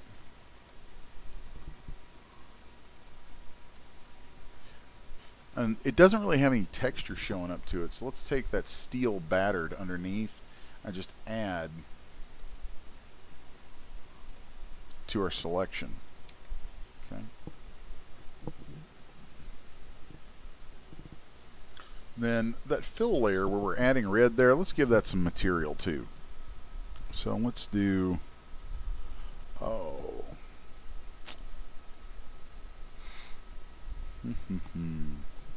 let's throw some rust into that. So now it's got kind of a, I don't know, it's got a little more character to it. And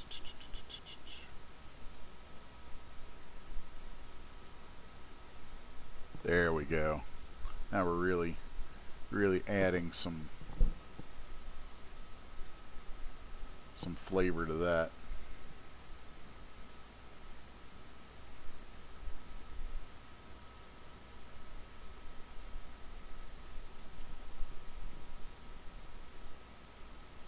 There we go. That's more what I was looking for.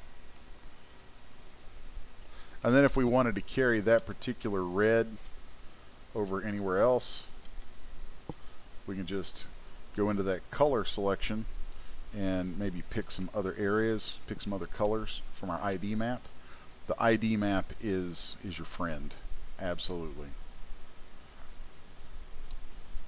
Okay. Let's do that guy right there. No, I don't like that. Let's go here then. Nope, don't like that. Let's go here. Ah, there we go. Cool. I think that's got a look to it. Okay. So let's go to another one of these. Here we have our interior. And I don't want to do like a giant color overhaul to the whole material. I'm going to put all this stuff in a folder. And I'm going to call this cockpit main. And then let's add some effects over top of this and just weather this out kind of quickly. So let's throw a fill layer on top, and let's make that multiply. So, and then we'll set the color on that to white, because if it multiplies by white, it doesn't do anything. So then we're going to add some other effects and things to it. So let's go to a generator, add a generator here. And then if we click here, you can see different generators. And let's add dirt. So there we just generated some random dirt over that surface. And now let's back that up a little bit. Okay. Use triplanar, we definitely want that on. Let's turn all the stuff down quite a bit. And I'm going to turn off all the different channels that it affects.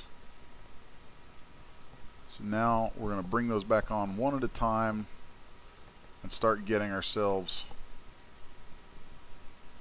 some dirt built up in the nooks and crannies. So there you see how that dirt now carries out around the edges. So then let's turn on color. What do we have in color? What is color doing? Let's see.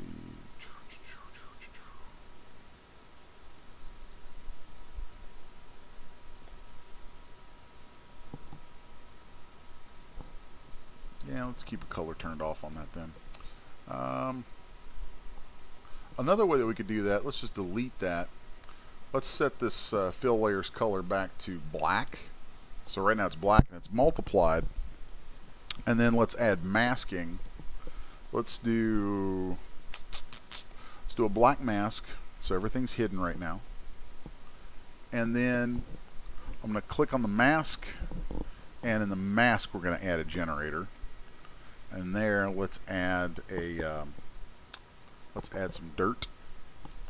That's probably a better way. Yeah, that's a much better way to add dirt to this. So now we've just taken that nice clean cockpit and just dirtied it up big time with a couple of clicks. So let's bring the dirt level down. Yeah, I'm digging that. Really digging that. I'm liking that a lot.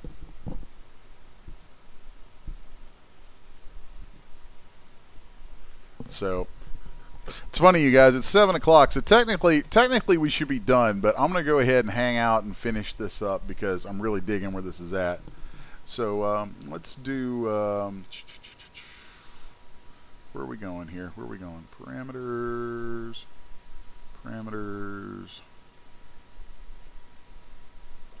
triplanar, that's what I want.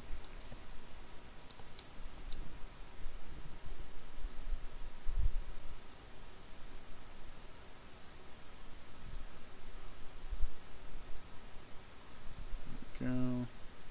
So here you can see too, this dirt is affected by things like the curvature, ambient occlusion. I'm actually going to kick that ambient occlusion out, I think. Or not. No, let's keep it. That's kind of important. Yep, that's good. That's good.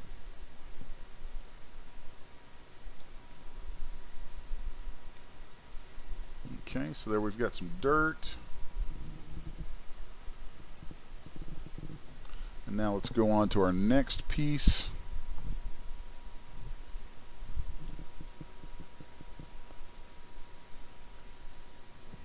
So the next piece is going to be our engine, and we should still have our red material in memory. So let's see what all I have on top of this. So this is going to be our rivets. Let's go ahead and name that before I get into this.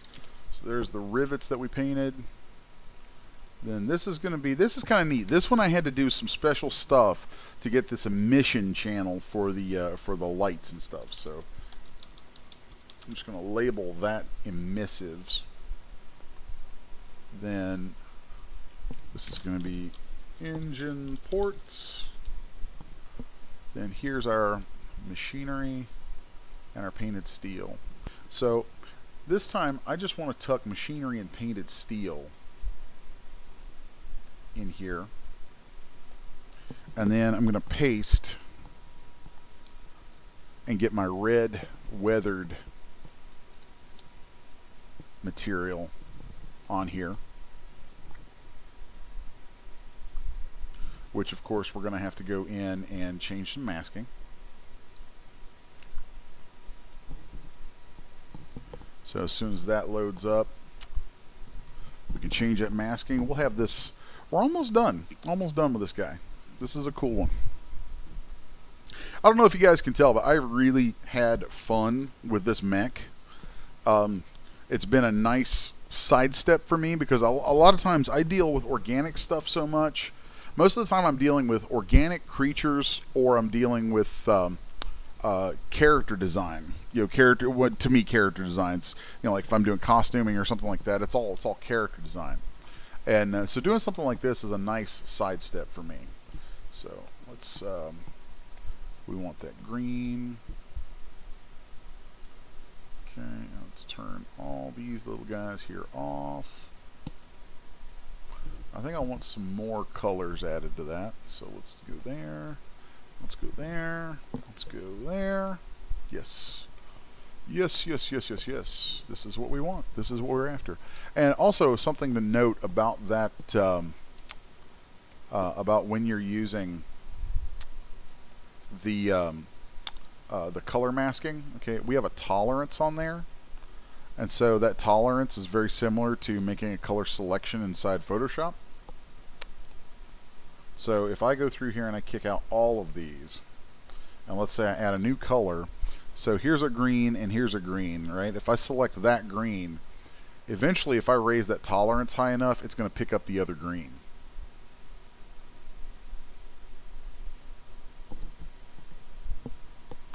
So let's grab that, that, and that.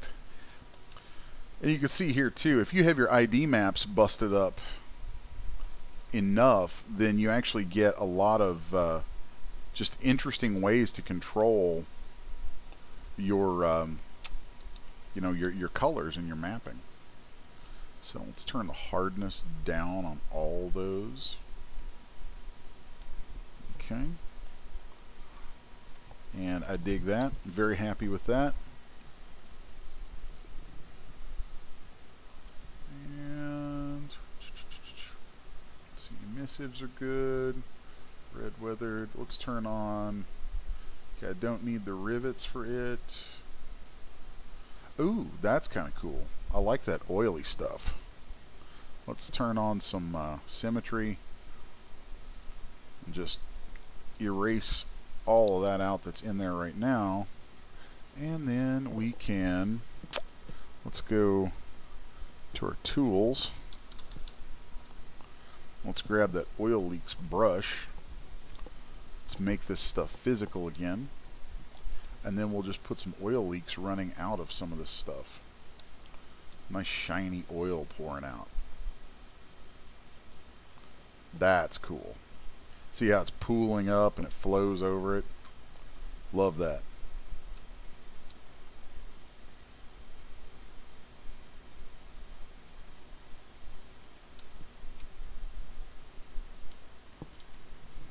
Yeah, there we go.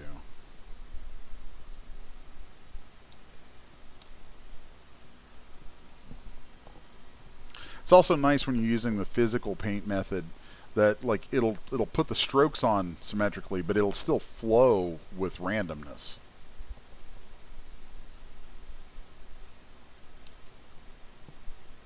All right.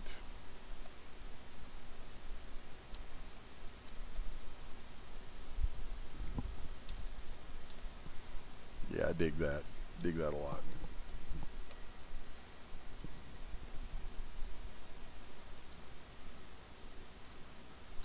Don't like that one. Alright, so there's that. Let's see what was on that layer. What was on that layer? I don't even know what was on that layer. Let's get rid of it then. And then that layer had our yellow stuff that had all our yeah, that was the layer that we used for doing all those decals. So let's remove the mask from that, and let's do a new black mask there.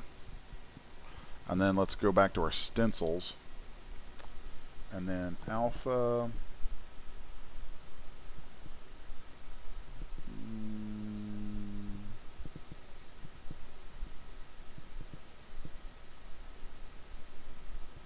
Let's use kind of like that one.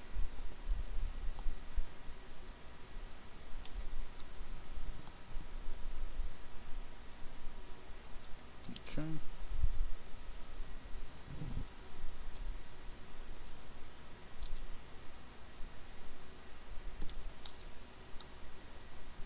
Oh, and I gotta turn that pressure off. There we go. So there we can just stamp something on. I don't really like that X. That X is silly looking to me. Let's grab, ooh, flammable. I'll just tuck that right back in there, maybe. Nah, I don't like that either. Put that right there.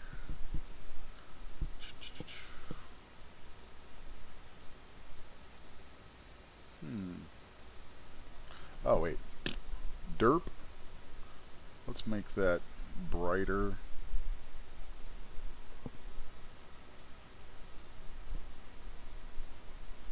There we go.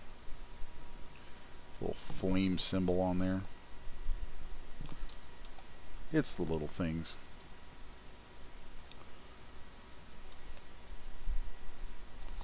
Alright, and let's do the last piece of this.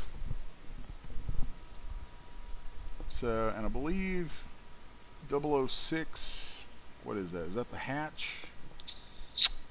I do not recall which one that is. Whatever it is, it's taking a minute to load though.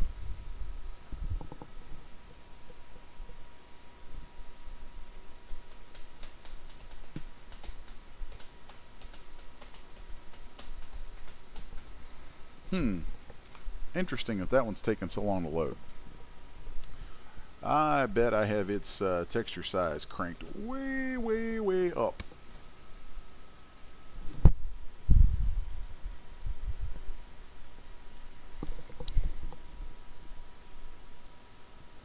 Oh, wait, that's the console. Okay, yeah. So the console... Oh, yeah, it's turned up to 4096. That's why it's chugging. So let's just turn that guy down to 2048. That should speed things up quite dramatically. Okay. And maybe we'll turn that down even further so that it speeds it up even more, because that could get really boring waiting on that. Alright, so let's just pull this guy up here. There we go. Here you can see this one I have set up emission, and I've put together some little graphics that sit inside the screen there, and since they're emissives, they actually emit light out. And to do that, I added a channel here under my texture set settings. So I had to add an emissive channel. To do that, you just hit this plus sign here, and you have all kinds of other channels that are kind of extras that you can add.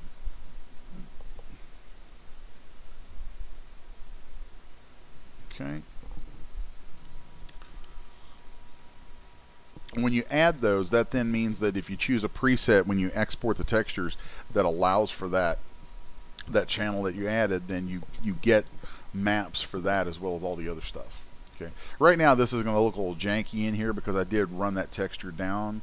Let's see if we can bump that back up to 2048 and get a little more clarity. There we go. That's a little better. A little better. So actually, you know what? I'm going to turn that way down so that I can switch back and forth quickly for the moment, because I want to pull that grunge that I added to the interior and copy that and put it right on here so that we get the same sort of effect. So let's go back over to 004. That should be our, yes, that is, okay, so this is going to be, let's call this grunge. And then we will copy that layer. Now let's go back over to 006, 1006, and I want to put all of this stuff in its own folder,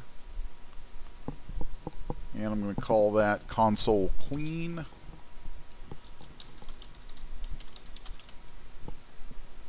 Okay, and then on top of that I'm going to add my grunge layer that I just copied over, and let's look at my masking. There's my dirt. And since that uses, it's kind of neat, the way that I set that layer up using the MG dirt generator, it's using world space normals and positions. It's using those generated maps on the model, so I don't even have to paint anything with that. I can just copy that. Once I have one of those set up, I can just copy that, paste it, and boom, there we have dirt. So there's dirt. I think I want to duplicate console clean and make some color changes inside that. So let's just duplicate that, and we'll call this console clean alt 1. And then we'll open that guy up. And let's turn off everything. This is kind of a process I like to go through where I'll turn off everything that I have and then walk my way back through it. So let's darken this one up. Let's take that steel color and make it darker. Then let's turn on, let's see, this is, what is this? Steel painted, that's fine, I can leave those. And then now we have our fiberglass area right here, which I'm good with that. Then we have PVC plastics, which I'm pretty good with that too. I kind of like that, although I might want to change its color down to something a little cooler maybe. Yeah, I like that. And then here we have plastic fake leather that goes around those little handles. And then there we have our emissives. Now I think I want to darken up behind those emissives though. I don't know, it's hard to tell. Actually no, those are fine. Those are fine. That's good. So let's collapse that up. So there we have our cockpit. So now let's unsolo everything and zoom out, and we should see this finished texture set on this guy. Alright, so there we have our red mech.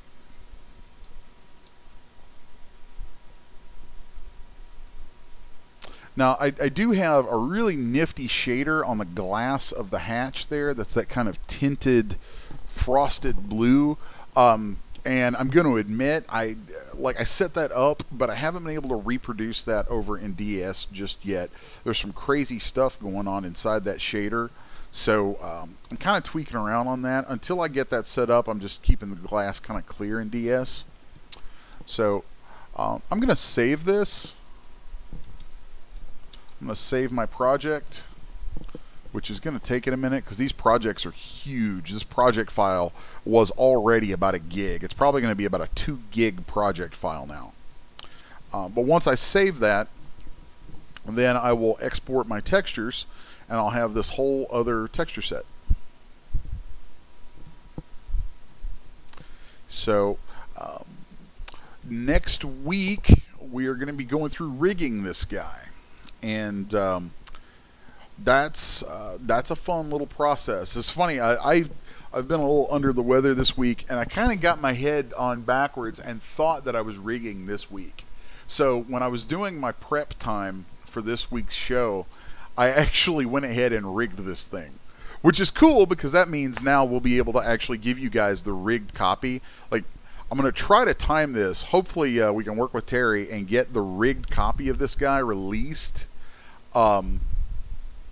Well, actually, I think it's going to be a product release. That's because it's way bigger than what we normally do for a freebie. But I don't know. I have to find out. Actually, thinking about it, I'm kind of thinking out loud, and I probably shouldn't do that. I do believe that that's going to be released as a product. Although we'll see what we can do. There's a number of different things I think we could do that could be kind of cool with that. But that will be, like, if you guys go to the CGBytes store, that's where we're going to find that eventually. I'm hoping, like I said, I'm hoping to get that out by next week. I just got it completely rigged. It's working great and all that. And so next week I'm going to be going through showing you guys how to rig something like that. I think you're going to flip, actually, at how easy rigging this thing is. For all of its crazy mechanical complexities, this is a really good test subject to show you guys how to build this kind of stuff and rig it. It's not that hard, and it's super cool. I mean, granted, when we talk about the rigging, I'm going to be discussing some of the engineering side of it, where there's some aspects of it that I took into consideration to make rigging it easier from the design. So that's one of the things that we'll be thinking about is how to approach a design like that so that we can optimize our rigging process. But that's going to be a cool one. So anyway, at that point too, once we've got it rigged, we'll have it in DS. Then we're going to take all these textures and apply them over there, which I can pop back over and show you right now how the yellow texture set is applied, because that's already on there. So here you can see we've already busted this up in all these different materials, and here is a metallic map, driving metallicity. There's the color map, roughness.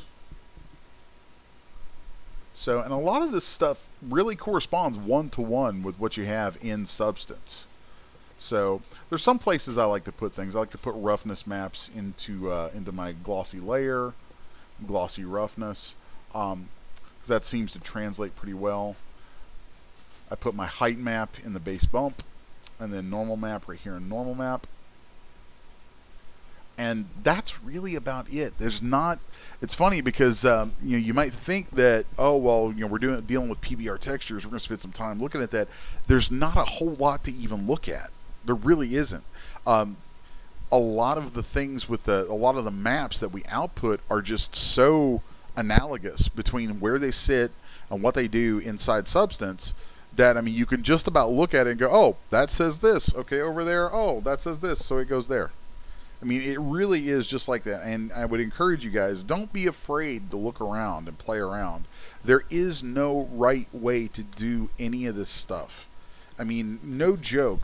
We're all making this up as we go along. So make some stuff up. Play with it and have fun.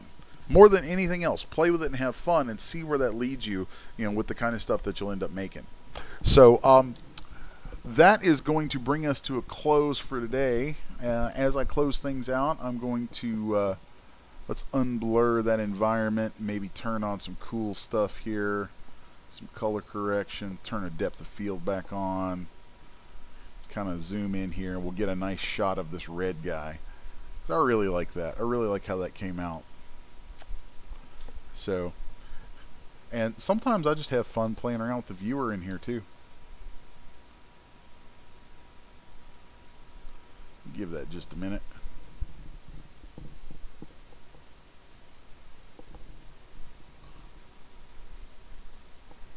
Oh, it's trying so hard. Let's bring that white point down, make that a little more ominous.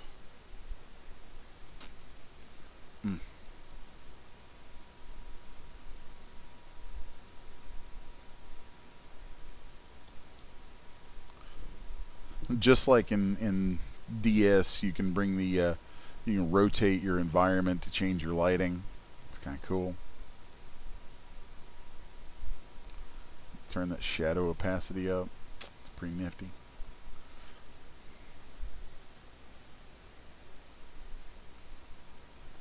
So also inside here, you can turn on wireframe. You can see the wireframe even over the nice render. That's all cool. So anyway, yeah, that's gonna, I think that brings us pretty much to a close here, you guys. Thanks for hanging out, checking out all the stuff that we do. It's kind of fun as I sit here playing with depth of field on this on the camera in here. I like being able to see things in that nice real-time sort of that real-time realization thing going on here. Let's crank that white point. You can also play with these color profiles, and color profiles are neat. Color profiles are so neat. So anyway, before I get too distracted by playing around, that's what I do actually. That's what I do for a living, you guys. I get distracted for a living. I play around with stuff and I get distracted, and hopefully something comes out that works.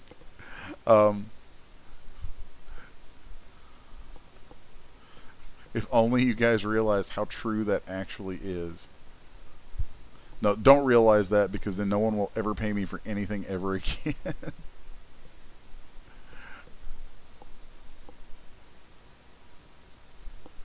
It keeps turning off my tone mapping. There we go. Yeah. That's what I'm looking for. I wanted something sharp and kind of vibrant.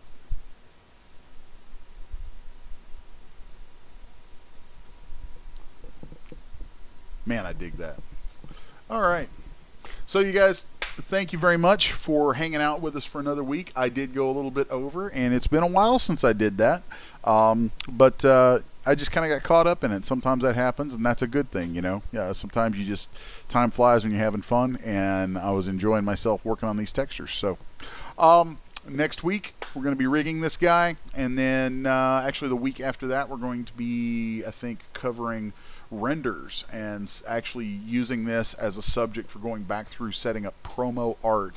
So actually thinking about it, I was mentioning a little while ago that we would have this figure done. The figure will be done, is actually sitting here done already, but yeah, it actually won't be available, I think, until the following week, because it is a test subject for this series. So the following week is when we're getting the promotional images done for it. So Just trying to think a little bit. Actually, what I have in store for you guys between now and when this thing releases is I recorded about another 3 hours worth of video showing all kinds of other techniques and cool stuff, because there's a ton of work that went into this that we just don't have time in these seminars to really show.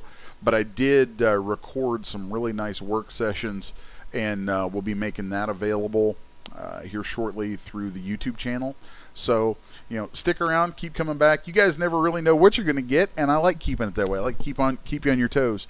You know, you may get some brushes, you may get some inserts, you may get a figure, you may get some props, you may get more videos. It just depends. You know, it really depends on what kind of content I generate while I'm working on the stuff. But you can bet that it's always going to be tailored towards trying to help you guys learn.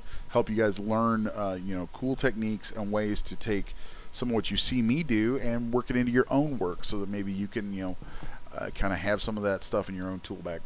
So thanks again for hanging out and watching. Thanks to Jason, aka 3D Loki, and Miss Terry, both from CGBytes, for hanging out, moderating the chat. And thanks, of course, to CGBytes for making these things possible. I am Les from 6S1 Media. Yeah, I think that's going to bring us to a close for another week of the content, or the artist. Why do I keep wanting to say content?